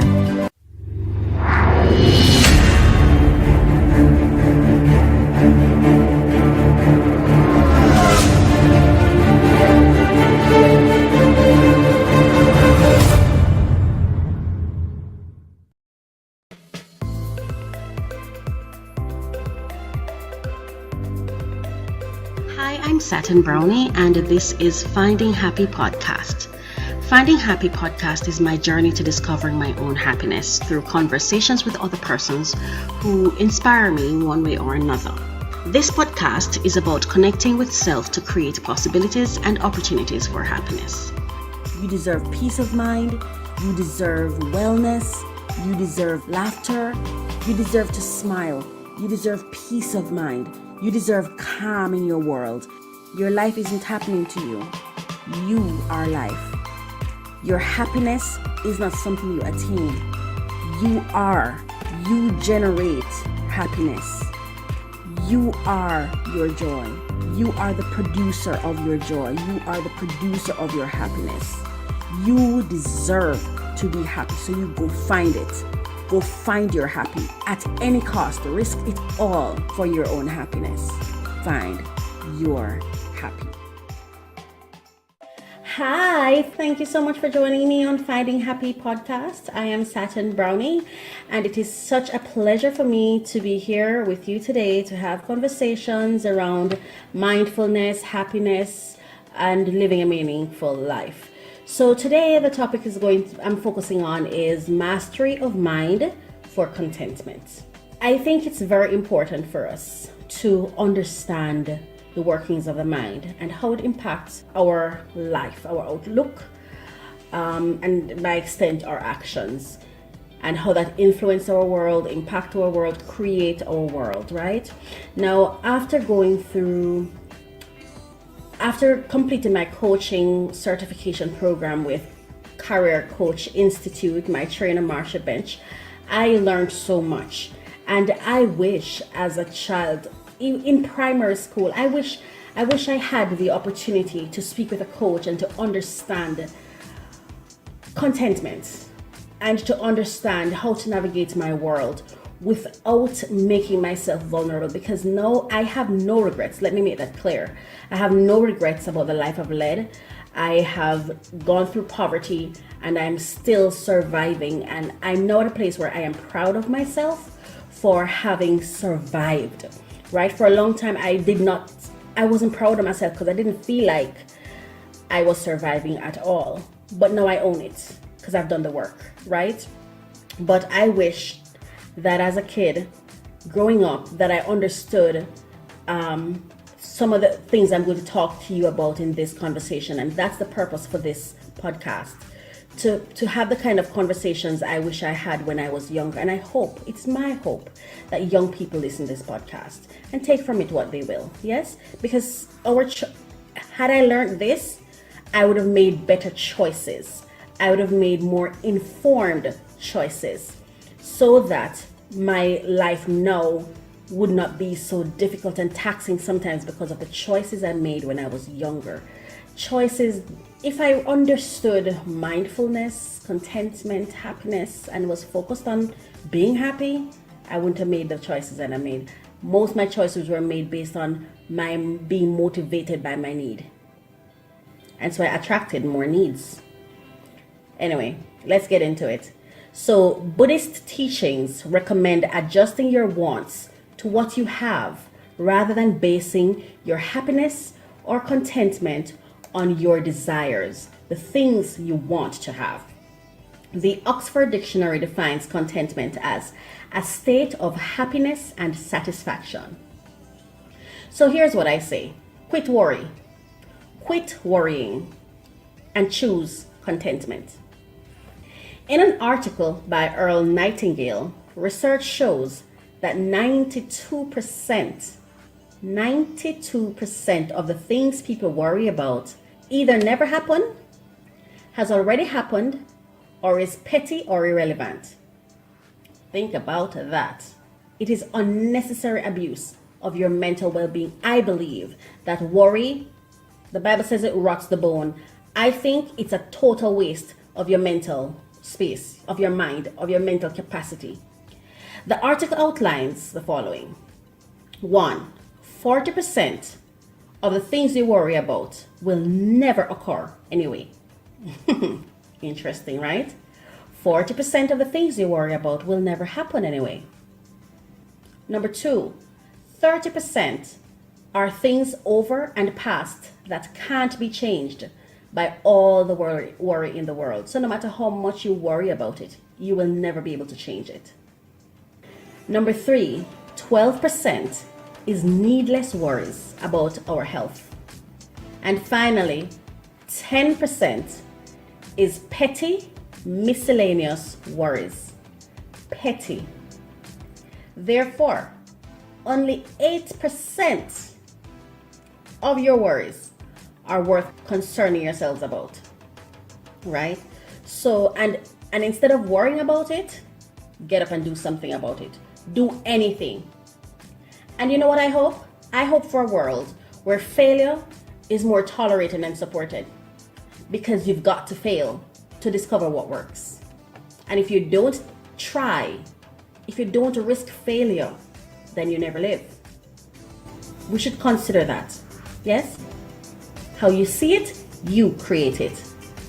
Earl Nightingale, in The Essence of Success, states, our individual worlds will respond to us in the way in which we see them. They will become for us what we expect of them. We are the creators of our existence. Let me read that again. Our individual worlds will respond to us in the way in which we see them. They will become for us what we expect of them. We are the creators of our existence. The Forot Group and William H. Bagley, in their workbook on leadership for the millennium and beyond, shared a dialogue captured by prolific writer Carl Sandburg, and I'm going to share it with you because I found it so profound. I was able to connect with it. This is something that I'm very familiar with, and I think you're going to be able to connect with it too. So here it goes. The dialogue begins. As the sodbuster leaned on his gate post, peering at the horizon and contemplating what corn might do next year, and why God ever made the grasshopper, and why 2 days of hot winds smothered the life out of a stand of wheat, a newcomer pulled up in a covered wagon. What kind of folks live around here? He asked. Well, stranger, said the sodbuster, what kind of folks was there in the country you came from? Well, there was mostly a low-down, lying, thieving, gossiping, backbiting lot of people. After a few seconds of reflection, the sodbuster replied, well, I guess, stranger, that's about the kind of folks you'll find around here. The stranger had just about blended into the dusty gray cottonwoods, becoming a clump on the horizon when another newcomer pulled up. What kind of folks live around here? The stranger asked. And again, the sodbuster replied, well, stranger, what kind of folks was there in the country you came from? The friendly stranger said with a smile, well, they was mostly a decent, hard-working, law-abiding, friendly lot of people. And again the sodbuster said, well, I guess, stranger, that's about the kind of folks you'll find around here. And the station wagon moved off and blended with the dusty gray cottonwoods on the horizon, while the early sodbuster leaned at his gatepost and tried to figure out why 2 days of hot winds smothered the life out of a nice stand of wheat. Interesting. I hope you enjoyed that dialogue. Your world interact with you in the way you interact with your world. For positive outcomes, you have to consciously invest positive thoughts, feelings, and actions. Today we have a very special guest. He is a renowned journalist and broadcaster. His name is Garfield Burford. He is one of the most consciously positive person I have ever known. In fact, it was his approach to life that changed mine, unbeknown to him. My acceptance of happiness changed the day he told me he was content in response to my asking him, "How are you?" Welcome, Garfield. So let me just give you the premise of the podcast. It's called Finding Happy. And its foundation is on 3 principles: thoughts, feelings, and actions. Where the concept is your thoughts are what you create. Your feelings are the beliefs or the meanings you give to those ideas or perceptions or paradigms that you create. And then the actions that you take is the manifestation of what you feel. So it's in essence saying that you are the determinant of your outcome. Right? So that's the premise. It doesn't mean that you have to believe it or anything like that. I'm just telling you that's the premise of it. Excellent. Right? Excellent. Okay, good. So, well, let me first say welcome to the podcast. I said welcome, right? Yes. And yes, my first question is going to be, how are you doing today? I'm fabulous, actually. Yes. Regular morning, a routine morning, with a mixture of work and a mixture of making sure that everything is fine. So it has been actually a decent morning, except the challenges that we had with the gremlins in the system, for us to make this connection for you to be able to hear me. I think apart from that, I'm fine. Okay, wonderful. The reason I invited you to the podcast is because unbeknown to you, you had an impact on my life. Because usually I never took note of the question, how are you doing? Until I started taking note of when you kept responding. Whenever I asked you how you were, and this was back in about 2016, you'd always say, I'm fabulous, I'm fantastic, all that good stuff. And I was annoyed. I never said, but I was annoyed. Yeah. I was like, nobody's life is that perfect. Like, it doesn't happen that way. But then one day you said to me, I'm content. And I thought to myself, okay, so it's not that he's saying I have a perfect life, but he's choosing to see it that way. And so when you said content to me, my interpretation was, okay, so it's not the perfect day today, but I'm still going to be okay. I don't know if that's what you intended, but that's what I understood from it. And I spoke about it on my podcast. And then a multiple persons said to me, so you should bring him on to talk about it. So excellent. I think, and thanks for the opportunity. I really appreciate it. I think that you've encapsulated it perfectly. I think that's what it is about. It is about ensuring that you're able to define your own reality. I think too often people allow their realities to define them as opposed to them defining their realities. You essentially create your own construct and your own construct surrounding how happy you are. In other words, you should not let circumstances determine how happy you are or how whether or not you're happy or not. You should be the one to determine that. And I think that that was inherent in my statement to you. That in other words, no matter what was happening extraneously, I did not allow those extraneous factors to determine whether or not I was okay. I was contented. So the matter of contentment is an inner construct and an inner paradigm, and does not depend on what are the external realities. And I think that's what it comes down to. And I think people have the wrong idea of what it is to be contented, to be happy. So they believe that there are some of these extraneous factors.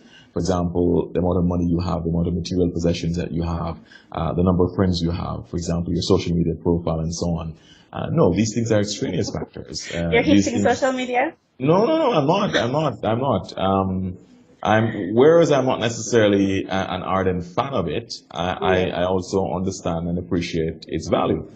So I would not necessarily take a pot shot at it. But my point is, I think generally what it is that you have to define and determine your own paradigms of happiness and contentment, and not let other factors external to yourself that you have no control over impacting whether or not you're happy or sad. Okay. That is a little bit easier said than done for persons, I think, especially who, having done coaching, right? My certification in coaching, I've learned so much. And what you said is so true. And I wish as a teen, I knew I had that kind of understanding, because a lot of the decisions and the choices I made, I have no regrets, but I would have made more informed decisions. And when I say informed, I mean more informed based on who I am, rather than external forces. So give us a little of your background, who you are, what you do, so we can understand as you say this, how you came to this perspective.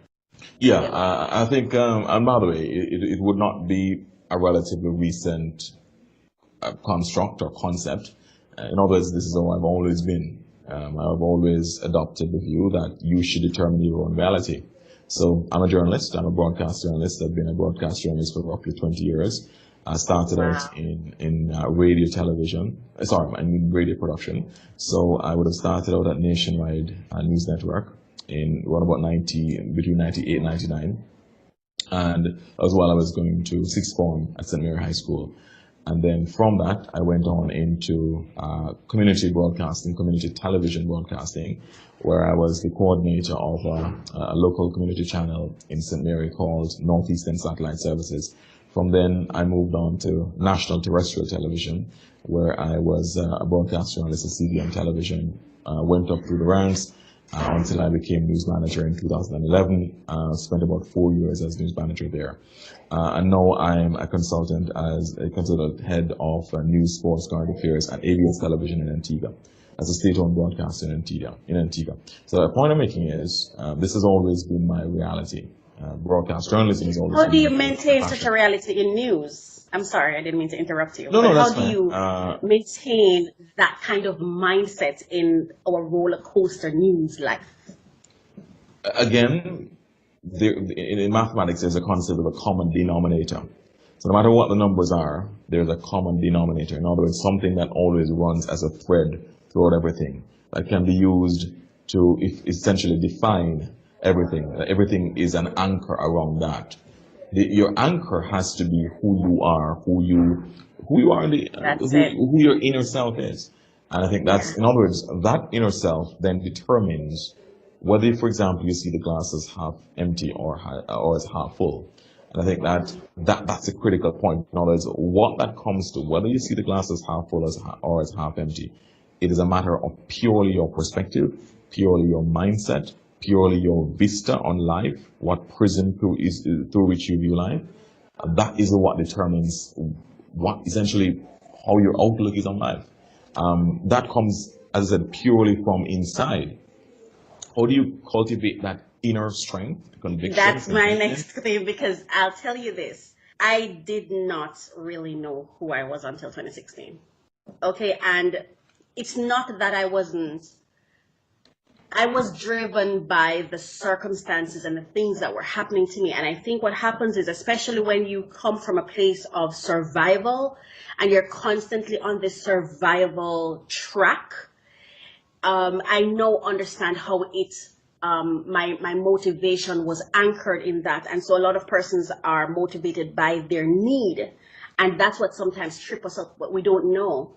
And that's why it was so important, because that was the thing. It was content that changed my entire thing. That was what gave me the quantum shift. And I don't even think you knew. Well, I know you didn't know when it happened, because that question is a question that people ask all the time. I used to come up with ways. I've changed my days and rearranged them. Just come up with ways to answer that question so as not to give the typical answer. And when you were the one who, every time I asked, you'd respond in such a way, and I used to talk about it, but I never heard it from anybody else. How did you sound as though you knew pretty soon and pretty early who exactly you, how did you come about that? I mean, it may have been easy or natural for you, but for those who it's not so natural for. Yeah, I think it has to be unique. Yes. I think there has to be a kind of a focus on an anchor. In other words, who it is that you are going to be on the inside, and that is the anchor who is going to essentially be the tether that ties you to your goals, your dreams, your perspectives. You have to come up with a strong sense of self, and that strong sense of self. Sorry. Yeah. How Put it this did way, it have such a great self-concept so early? Sixth form. Right. I think it was very clear from that. Perhaps it might be my family upbringing. Perhaps it might be my strong faith, and perhaps an amalgam of both.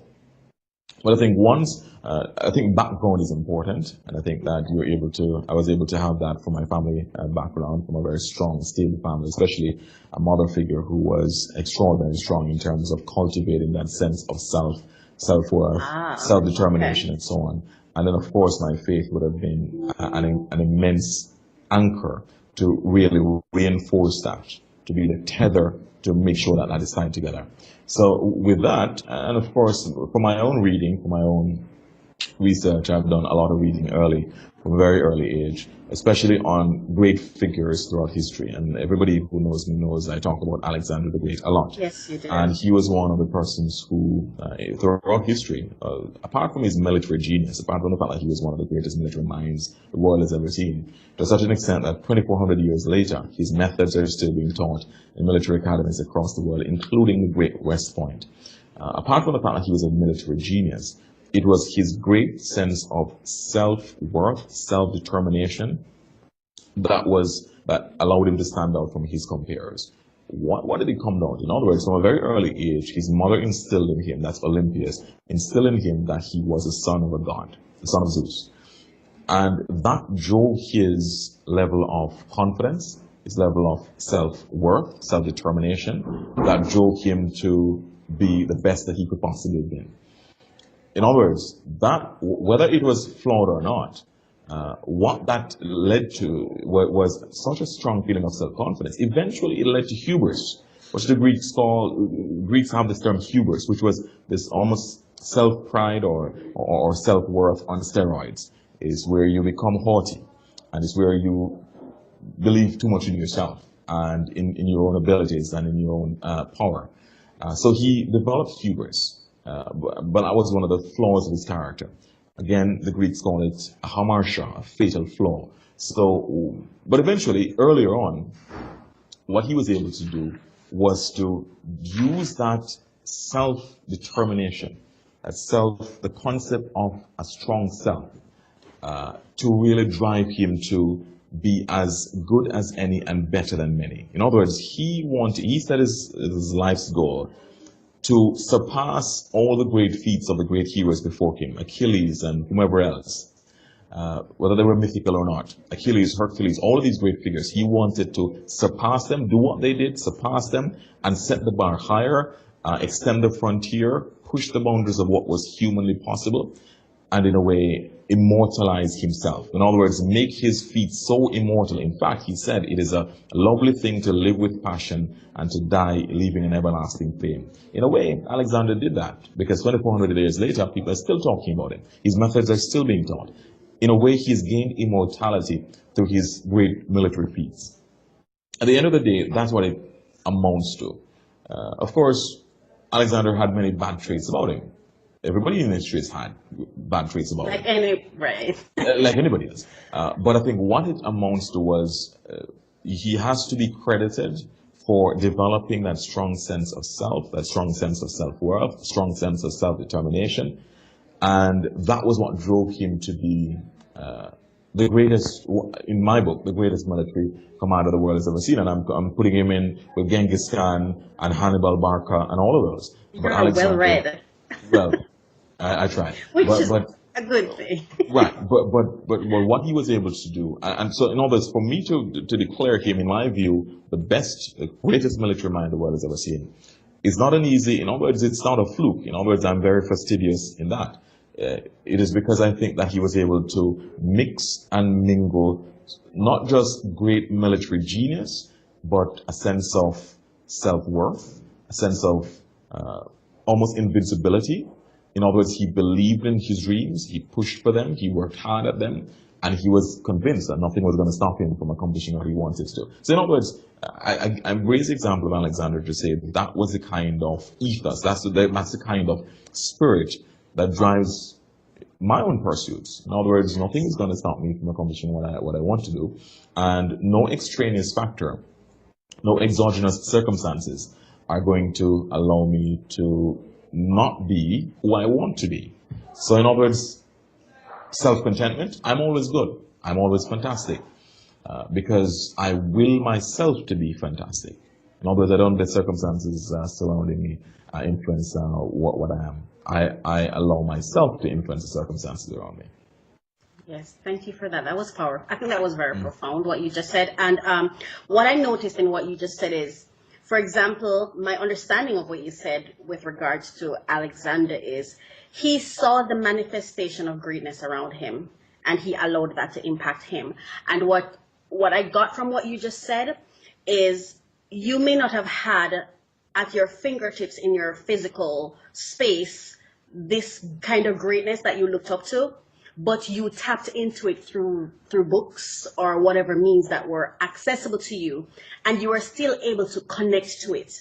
Because I think one of the challenges that it's not about race, but Black people or poor people face is they're not used. There's a psychology of failure, I think, built up from not having been exposed tremendously to winning and greatness, and so they can know that, okay, this many persons have done this great thing, I can do it too. And also, which I think is critical, is we're not very exposed to the positive impact of failure, because we're taught failure is bad, it's terrible, you must just sit down and be calm and be a particular way. And so we have to find a way, I guess, to tap into those things that is not at our fingertips in order to connect and understand that there's better and there's greater. Travel did that for me, and that's why I'm a travel blogger, right? So when someone asks you, based on what you're saying to me, it sounds to me that whether they ask you or they're not, but when someone says to you, how are you today, it's not, your subconscious is already in the mindset of all is well. So because some persons respond without thinking about it, we just say something, there's no forethought about it. So that's what you're saying. You've cemented this already, and so your subconscious has caught up with your conscious. There's harmony, because for some persons, we're not our consciousness and our subconscious is so hidden because it's so sometimes buried in pain, as coaching, principles of coaching indicate. So you want a minute? No, that's fine. No, that's okay. Fine. Go ahead. Mm-hmm. Okay.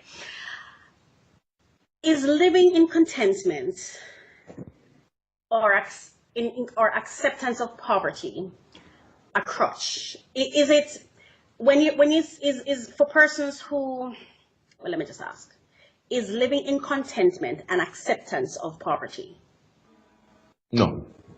In other words, what it is, not necessarily. But that contentment has to be complemented by a striving, an insatiable striving for better. Yes. In other words, the contentment comes from accepting the fact that this is the present reality, but also the striving for better is part and parcel of accepting that there can be a better reality. I'm going to strive for that. So in other words, what is key is that the contentment comes from not worrying unduly about it, because that comes from accepting that you can emerge from that, you can climb from that, you can elevate yourself from that through strong self-will, through strong determination, through strength of character, through hard work, through discipline, through focus, through commitment. So in other words, there are two things. The contentment by itself could be construed as an acceptance of what it is, the present circumstances. Contentment doesn't come from that. It comes from a realization that this might be how it is now, but tomorrow will present other opportunities which will be exploited. So there's a twin, there's a double element to this idea of contentment. And there has to be a willingness. And tomorrow. Oh. Right. Sorry, go ahead. No, in terms of now and tomorrow, accepting what it is now, and also ensuring that you work hard to change it tomorrow. Right. So there has to be a willingness to decide and to choose to do something about it. Precisely. Because there's some persons who worry perpetually. And that Right. doesn't help. That doesn't help. Okay. So would you say then that this whole principle of contentment is not necessarily that we are saying in whatever state of mind you are, in whatever state of socioeconomic status or standing you are, be glad and be happy and stay there and chill. That's not what you're saying. No, absolutely You're not. saying accept what is your reality and then do something about it, not Precisely. worry about it. Precisely. Okay, worry by default is an acceptance that there can be no better. Precisely, because it is said that worrying is like being in a rocking chair. It keeps you occupied but gets you nowhere. So the point is that you'd want to ensure that, in other words, what it is, you do a status assessment, you do a kind of assessment of the present situation, a situational analysis. This is precisely, this is where it is now, and then you strategize how to emerge from that. And that's what, for example, Alexander was able to do. He was able to look in every battle he entered, and there were 4 major battles that he had, and they were extraordinarily impressive victories. They were all, in every one of those battles, he was outnumbered.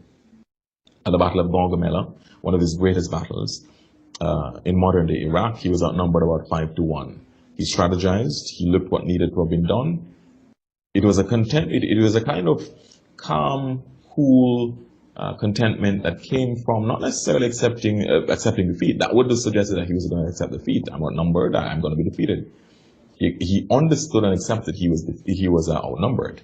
But then what did he do about it? The contentment that he showed came from a strategy around it, and it turned out to have been a genius strategy to have, as I said, still being studied in all military academies around the world today, including the Great West Point, looking at what needed to have been done within the context of the present circumstances. So not accepting the present circumstances as the status quo all the time, as the perennial status quo, but understanding that you have the power to change it, and you're going to exert yourself, exert your will, exert your confidence and your conviction on the present reality to bend it in your favor.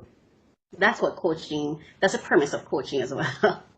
Stating the reality, accepting that this is what is, so you can have a clear mind to strategize to move forward. Precisely. No, for me, that's kind of come naturally for me. So I guess that's why I didn't get lost along the way, because I'm naturally a strategist. Like, I'm always, from 8 years old, when I was 8, that's how I figured the cross, where I thought, okay, how do I use the cross? On one side, what I have, on the other side, what can I do with it? So it's something I've always done. Do you think that poverty is psychologically paralyzing? Can it be? Yes, of course, easily. It has paralyzed a lot of people, because they've accepted it almost as their reality, and it has defined their reality. It has defined their sense of self-worth.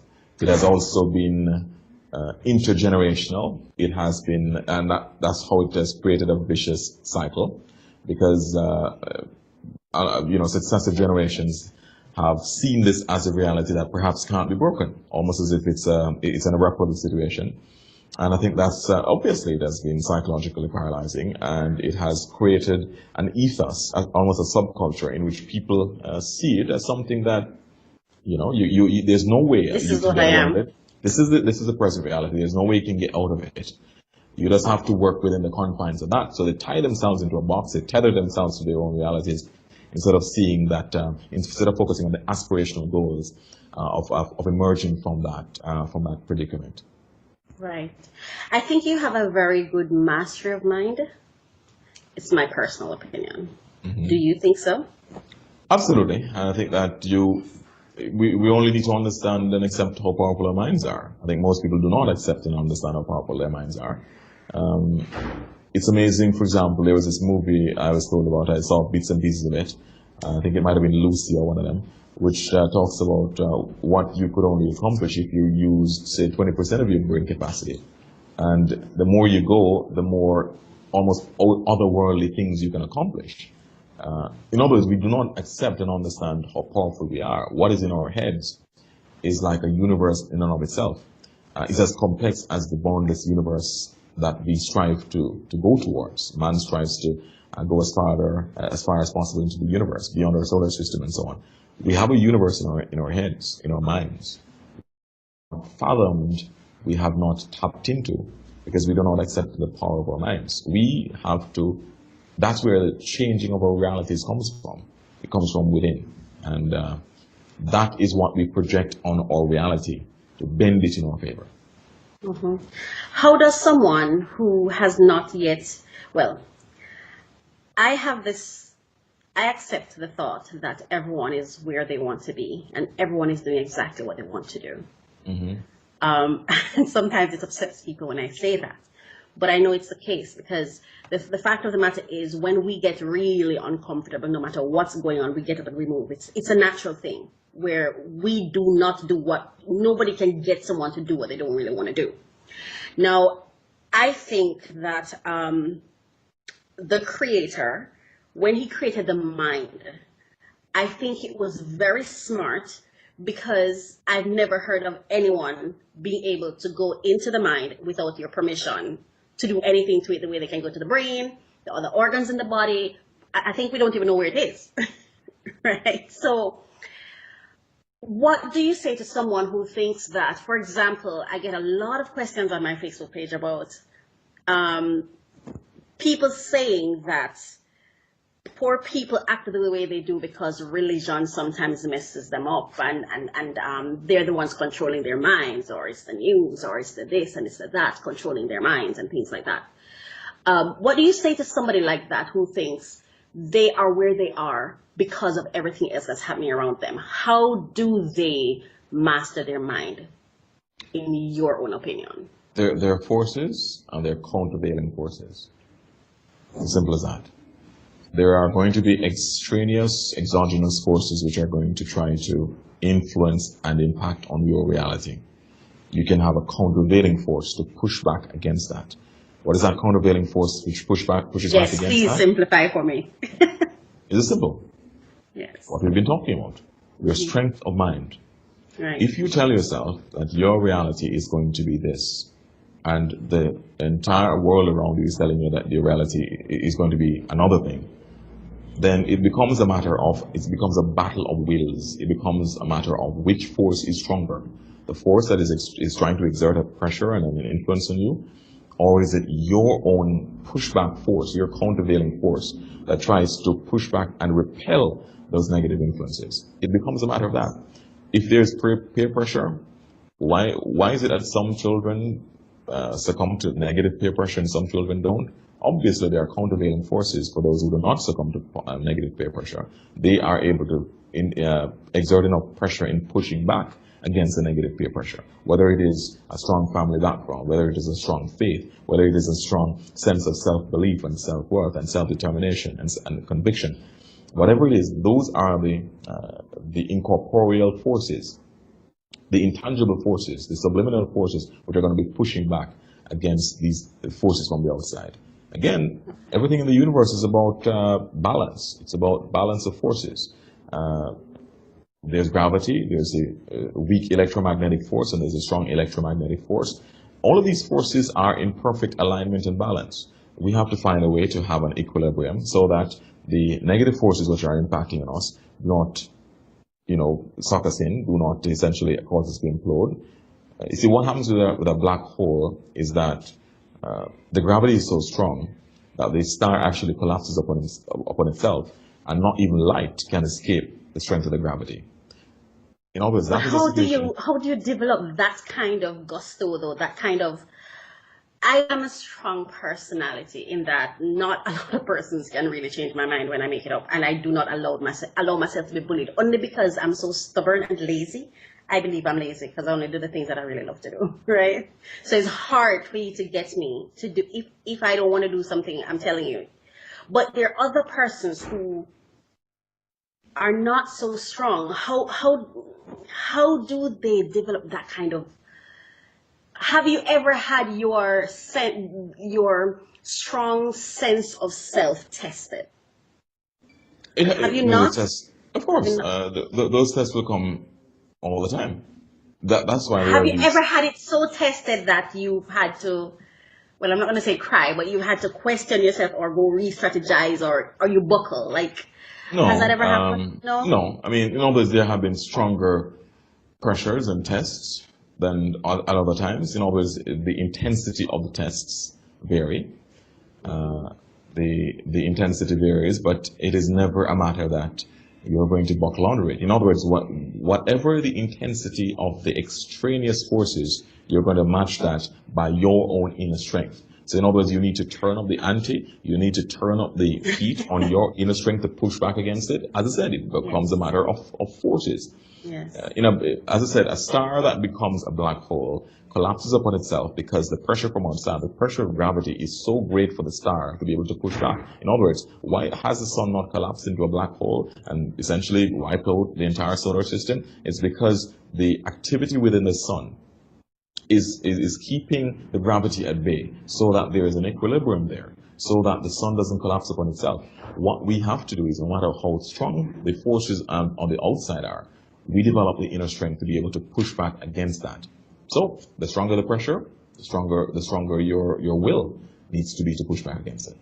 What lessons have you? Sorry, that's fine. And that will comes from your sense of what you want to accomplish. Are you driven? Are you motivated to accomplish what you want to accomplish? Because in other words, it becomes a matter of wills. It becomes a battle of will. Can I tell you something? I fully understand what you're saying, and I'm so happy I had you on because you're one of those positive persons, and I've had to change my entire network to having people around me that think like that. So I have that now, but I have wondered, I still wonder if you've done coaching. Like a friend, I think he does coaching. Like it's like the principles, the techniques that we use in coaching, like you already have it, right? And one of the things I think is that coaching, and I'm not knocking counseling or anything, but I think coaching and therapy should be applied from primary school for Caribbean nationals or Black people, because to override the people like me who came from no home, okay, that was not a home, and you have a lot of other persons who were not coming from any construct or institution that is supposedly the family. There isn't such a construct for a lot of persons. And so for someone who doesn't know, who looks at you and thinks, damn, he just does it so naturally, how do they cross over to where you are? Like, does that make sense to you? Right. Yeah, that's what you're saying. Look, and my simple response to that is there no one size fits all. So in other words, there's no one silver bullet, there's no one panacea that's going to work for everybody. It becomes a situation where each person has to determine for him or herself what is the best fit that works in terms of ensuring ultimately the end game. It's like spokes in a bicycle wheel. Different spokes, but they all lead to the center of the bicycle wheel. Different people will try different avenues to get there, but essentially the end game. But the end game is what you want to accomplish, which is a point at which you are so focused on your goals, you are so driven by the need to accomplish your goals, no matter what, that you're going to ward off whatever pressures you're That's going to if you have goals, right? But that's the first point. You have to be able to clearly decide what you want to accomplish in life. Right. Alexander was clear. So that could be number one. Have an end in mind, clearly defined. Absolutely. So the end game, and then you have a clear goal, clear aspiration, and it has to be something that's transcendent, something that's larger than you, almost larger than life. Aim as high as you possibly can. Aim for the stars if you need to. In other words, why not? Why should you constrain yourself? Your mind is already boundless. Aim as high as you possibly can. Be the greatest that you can possibly be. And here's a rule of thumb. Whatever your field of endeavor, aim to be the best in that field of endeavor. So aim for the very top. There's no reason why you can't be an Einstein if you're in science, or there's no reason why you can't be an Alexander if you're in military spheres, or there's no reason why you can't be a Picasso if you're an artist. My point is, whatever field you are in, aim to be the very best at it. Then you clearly set out objectives, you clearly set out timelines, deliverables, when you want to, where should you be at a particular point, and you keep that goal uppermost in your mind. That becomes almost an antidote for the negative influences that are exerting themselves on you. All of a sudden, you're able to quench. It's almost like arrows coming in, and you're able to quench them because you have that antidote. Yes. Your will, it drives your will. It inflames your passion for what you want to do. It drives your sense of self-strength, self-conviction, self-determination. Your will becomes your antidote. Exactly. And all of a sudden, those negative influences can't seem to find any way in because your will is already repelling them. Yes. And the matter of repelling is an important point. You repel these negative influences through a determination of what you want to do, what you want to accomplish. Yes. Look, let's make the point. All great people who have accomplished great things in life have never done it in any other way. They've set themselves clear goals. They have used that as the driving force to propel, to catalyze their, to push them. And what this has done is to, along the way, there have been many difficulties, I'm sure, many difficulties. But you look failures. At what, absolutely, but you learn from them. You pick yourself up. Fail forward. Exactly, and you're always focusing on going forward. You almost blinker like a horse. You're not looking to the left or to the right. You're looking at forward, and you're driven to accomplish this because it is such a burning desire inside of you to accomplish these goals that you're able to repel any sort of influences, any sort of negative influences. With that said, do you think then that one of the things that parents can do when they have their children, just to kind of shift the mindsets, is to from very early help your children decide on a goal? Yes, I think that would help. Make it clear. And as you mentioned earlier, it is important for there to be... Sorry. Right. It is important for there to be not an educational goal, so to speak. Sorry. Go ahead. Yes, it's important for there to be good role models, for example. And it might be an issue, for example, about for Black people, why it is that they have not really found good role models. In other words, why is it that people, and partly it's an educational issue, young children should learn about great conquerors in history, great achievers in history, of all races, including their own. Including, for example, young people going into our schools in countries of the African diaspora should learn, for example, about Mansa Musa, who crossed, at the time of Timbuktu, who crossed the desert pretty much in a caravan of gold, one of the richest people in history, in terms of when Timbuktu was Timbuktu, modern day Mali in Africa. In terms of great African civilizations, great achievers, great people who have accomplished great things. And look at it from all races. And in other words, it transcends race to tell them that, look, you can accomplish whatever you will. Nothing should constrain you, whether it is the circumstances of your birth, your skin color, your race, your creed, whatever it is. You can surmount all these challenges. You can be just as great as anybody who has developed. See, because we've had great Black conquerors, we've had great Black achievers and inventors. And all the spheres that you can think of, Black people have accomplished that. So in other words, your race should have nothing to do with it. Where you're from should have nothing to do with it. Why do you think it impacts it though then? Because the risk of failure is almost paralyzing to people. It's like, I don't know that because I am always willing to, I revel in my failure, I really do, and maybe too much, right? Because I feel like the more I fail, the greater the idea post-fail, right? And I'm not a good person with commitment, and guess maybe that's why I like to see things break apart, so I can rebuild it. It's fascinating for me, right? But for some persons, they just can't get over that threshold. How do you, I remember you said to me one, I think it's back in 2008, you said to me, courteous to all, intimate with few. Where did that come from? I think it might have been from my reading. I don't think that was an original thought. I think it might have been from my reading. I read very widely, and I read about people from all different eras in history. I'm particularly interested in ancient history. I like the fact that whatever we're experiencing now is no different. As Solomon said, there's nothing new under the heavens. Do you think Life that as may we're be going why around. it's so hard? Do No, you no. think it's lack of exposure? So, for example, you're so correct about the reading or the exposure to new information.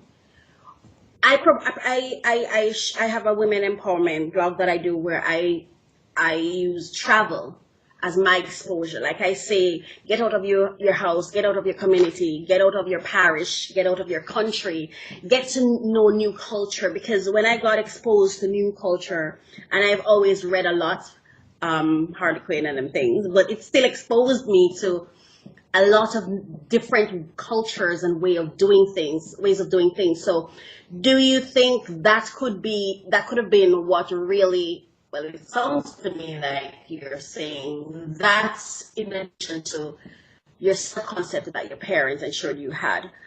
Reading also was pivotal for you or essential for you to get you into the mindset of greatness. Absolutely. What it does is to shape your worldview. Everybody has to have a worldview. What do you think of the world around you? And how do you see your place in it? So it shapes your worldview. And I think that provides a foundation on which you can build. So it provides a worldview, a thought, an overarching thought that is going to drive your own sense of self, your own place in the world. In other words, you have to see yourself as a child of the universe, no less, as the song says, no less than the trees and the stars. You have a right and not just the spot you're standing in universe, precisely, the real. Precisely. And in other words, what that does is to drive your own feeling of locus. As the lawyers would say, my legal colleagues would say, locus standi. It gives you your sense of locus. You have a right to be here. And this is your place in the world. This is your place in other words, you stand among equals. You're not an inferior place in this thing. So what no matter who you are, what your education, where you're from. Absolutely. I like you have an equal place. You have a locus. And you have an equal right in as much as you breathe the air, the oxygen in the air, and you drink the water around you, you have also an equal right and a privilege to accomplish anything you want. In other words, the outcomes, let me say this to you. There's an equality. My view, my worldview is that there must be an equality of opportunity, not necessarily an equality of outcome. What you do with the opportunity, everybody should be equal in terms of the opportunities presented to them. Right. But not everybody should be equal in terms of the outcomes. What the outcome is depends on what you do with your opportunity. So in other words, the concept of socialism is based on everybody pretty much should have the same outcomes. My concept is that everybody should have the same opportunities. In other words, everybody should not necessarily have a house. If you didn't work hard for it, you must work hard. I believe in meritocracy. When I say everybody deserves to have a house, but if somebody doesn't work hard and somebody just works 100% harder and has a house, the person who doesn't work hard shouldn't begrudge the person who worked hard for the house that they have. In other words, there should be an equality. Everybody has the same opportunities. At the start of a 100-meter race, everybody starts at the same line. Everybody hears a gun at the same time. Everybody moves at the same time. If you move before, you're disqualified. False start. But everybody moves at the same time. But what happens at the end of the 100 meters is a matter of, it comes down to you. Your training, how much you want it, your focus, your determination, your skill, all of that comes into determining who wins the race and who comes second. Yeah. I have 3 more questions. Right. I'm trying to wrap them up. I know. What lessons have you learned outside of your reading in life? What life lessons have you learned from failing forward that you would like to share with whoever's listening? From what? From failing forward, you said? Yeah. Or like, have you ever failed at anything? And when I say failed, I don't necessarily not have the outcome you wanted at the time you expected it, or not having the outcome you thought it would be, but perhaps it turned out to be something bigger. Yeah, I think there have been many of those occasions when things didn't turn out the way I wanted. I remember, for example, one particular point when I was supposed to have won. Well, that was a view of many people around it. I was participating in the oratorical contest, a speech competition from the Optimist Club in 2000 and, it might have been 1996 or 97, one of them, when I was in 4th form. And that was in 95, 96, 95, 96, one of them. Might have been 96. And it was a disappointment. I felt badly about it. In other words, I should have won, but because there was a slight mix-up in communication, it turned out I didn't win. 2 years later, I actually didn't win again because there was another problem. Again, the judges indicated, and everybody in the audience indicated, I deserve to have won. I moved on from that on the basis that, look, don't cry over spilt milk. Never cry over spilt milk. Oh, I know. You're like that. Move on. I don't know how you do it. Move on. Things have a way of not working out sometimes. You have no control over it. Move on. In other words, move on to the greater accomplishments of the future. See that as a kind of primer for what's to come, and move on to greater accomplishments of the future. Yeah. What does happiness mean to you? Contentment. It's tied up in contentment. In other words, being able to define your own space, define your own reality, and not be influenced by the reality of others. That way, you're always inherently happy because you determine. In other words, nobody turns on and turns off your happiness. You determine that for yourself. So happiness is contentment and the ability to be able to define your own reality. Okay. When I started this podcast, a person said to me, why would you call it Finding Happy? That's the name of my book, by the way. Mm-hmm. And congrats, by the way, on that. Thank you. I guess it's my way of healing. It's something that comes naturally for me. But do you think that it is relevant for us to have these conversations? Absolutely. I think it is important for us to interrogate why it is that we have not, for example, reached the point that we should in life, which is contentment, which is self-actualization. In other words, we should have those discussions. We should, because sometimes it is for lack of having those discussions why we continue to perpetuate that cycle. In other words, we must interrogate it. We must interrogate the present circumstances and try to fix them, and not just not just a kind of pedantic discussion, but a meaningful discussion that's going to lead to results. I think, as you rightly said earlier, we could start in the schools.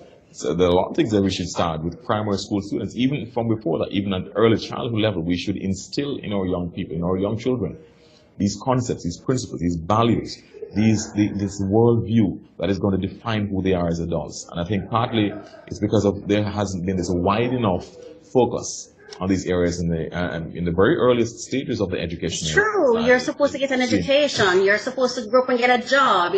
But there's no conversation about make sure you're at peace with what you're doing. Make sure you like what you're doing. As a matter of fact, these conversations I think is very relevant. It's very people on the job. And Gallup's showed that 87% of persons are not engaged in their work. And one of the things I've always wanted to ask you, so I'm just going to ask you, and this is the last question for real. Mm-hmm. Mm-hmm. How do you have progressed very well and clearly, well, maybe I already know the answer to the question. You seem to have, you already knew who you were.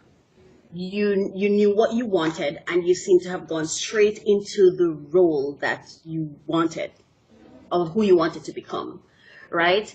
And then you went from one job to the next steadily in the very role that you desire to be in, correct?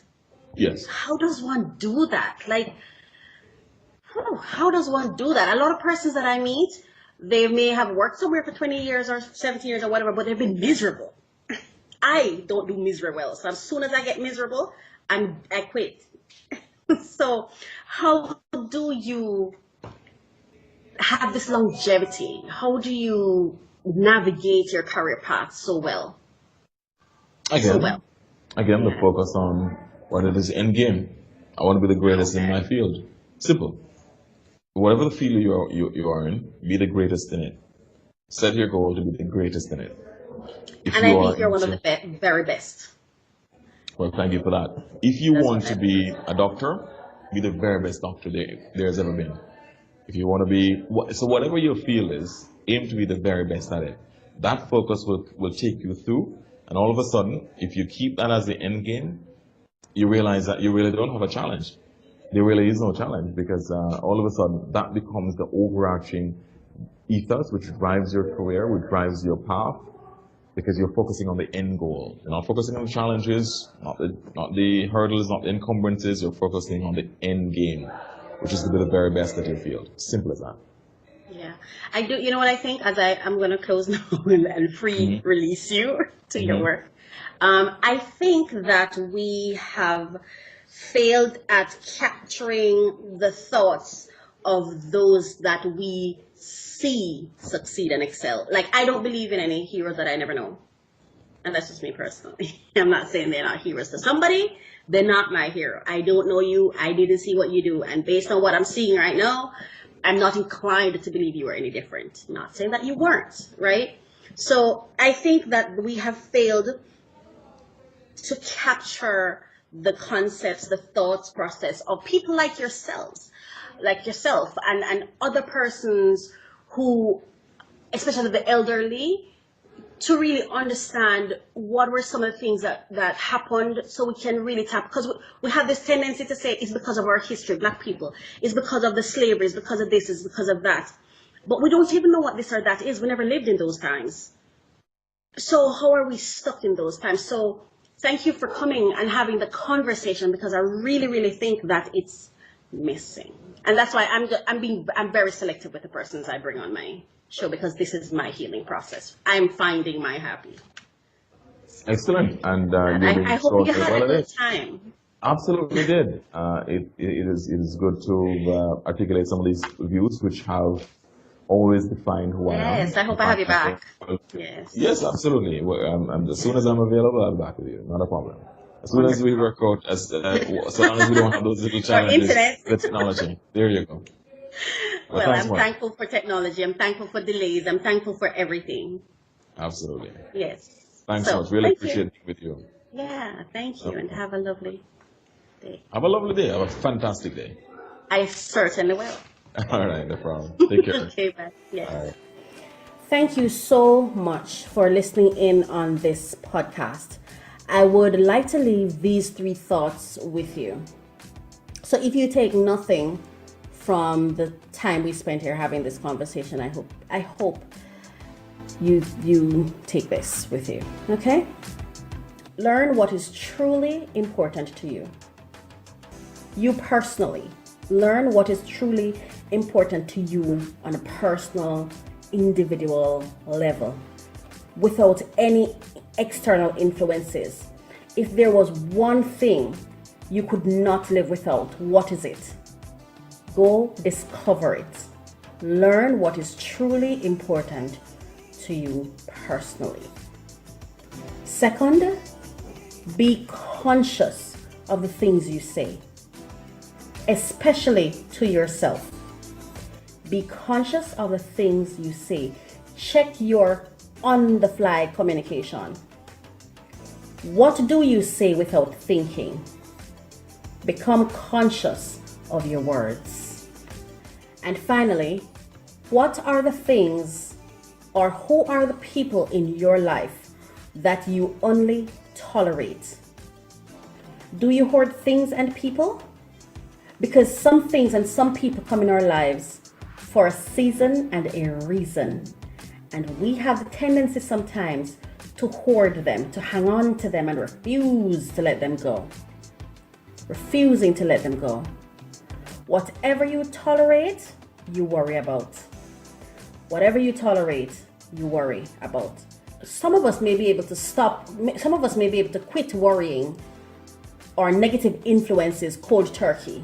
However, for most of us, it will take emptying our minds first and then a reconditioning from negative thinking to mindfulness and positive thinking. You have to decide that you matter. You have to choose the circumstances that foster your happiness, or choose to create those circumstances that foster your own happiness. Take the steps and listen, don't be afraid to make decisions in your best interest. Being selfish is not a bad thing. Being narcissistic is a bad thing. Being selfish is a good thing. You've got to love yourself first, yes? So you have to choose the conditions and the circumstances and the situations that will foster your happiness. Take the steps that are necessary so you can begin to choose you. And that may mean getting help. That may mean consulting a coach. That may mean getting a therapist. But you've got to, if you matter, and if you're complaining, and if you're saying something in your life isn't working out, why wouldn't you make the decision? Why wouldn't you make the choice to get the help you need, to make the change that you need? Because a lot of times we think we can make these changes on our own and just go cold turkey. To get what you don't have, you have to do what you have not yet done, right? So quit simply complaining. And I'm not saying complaining is bad. By any means, get it out of your head. Vent however it helps you, right? But that must be temporary. It must have a time period where you stop and go change your situation. All right? So take the steps that are necessary so you can begin to choose you and be well. If you have any questions, comments, or feedback, please leave it in the comment section. To join me in a conversation on Finding Happy Podcast, contact me via certifiedcoach.co. Thank you so much for listening. It was such a great conversation today with Garfield. I enjoyed it and I hope you did too. Have a great day. Bye-bye.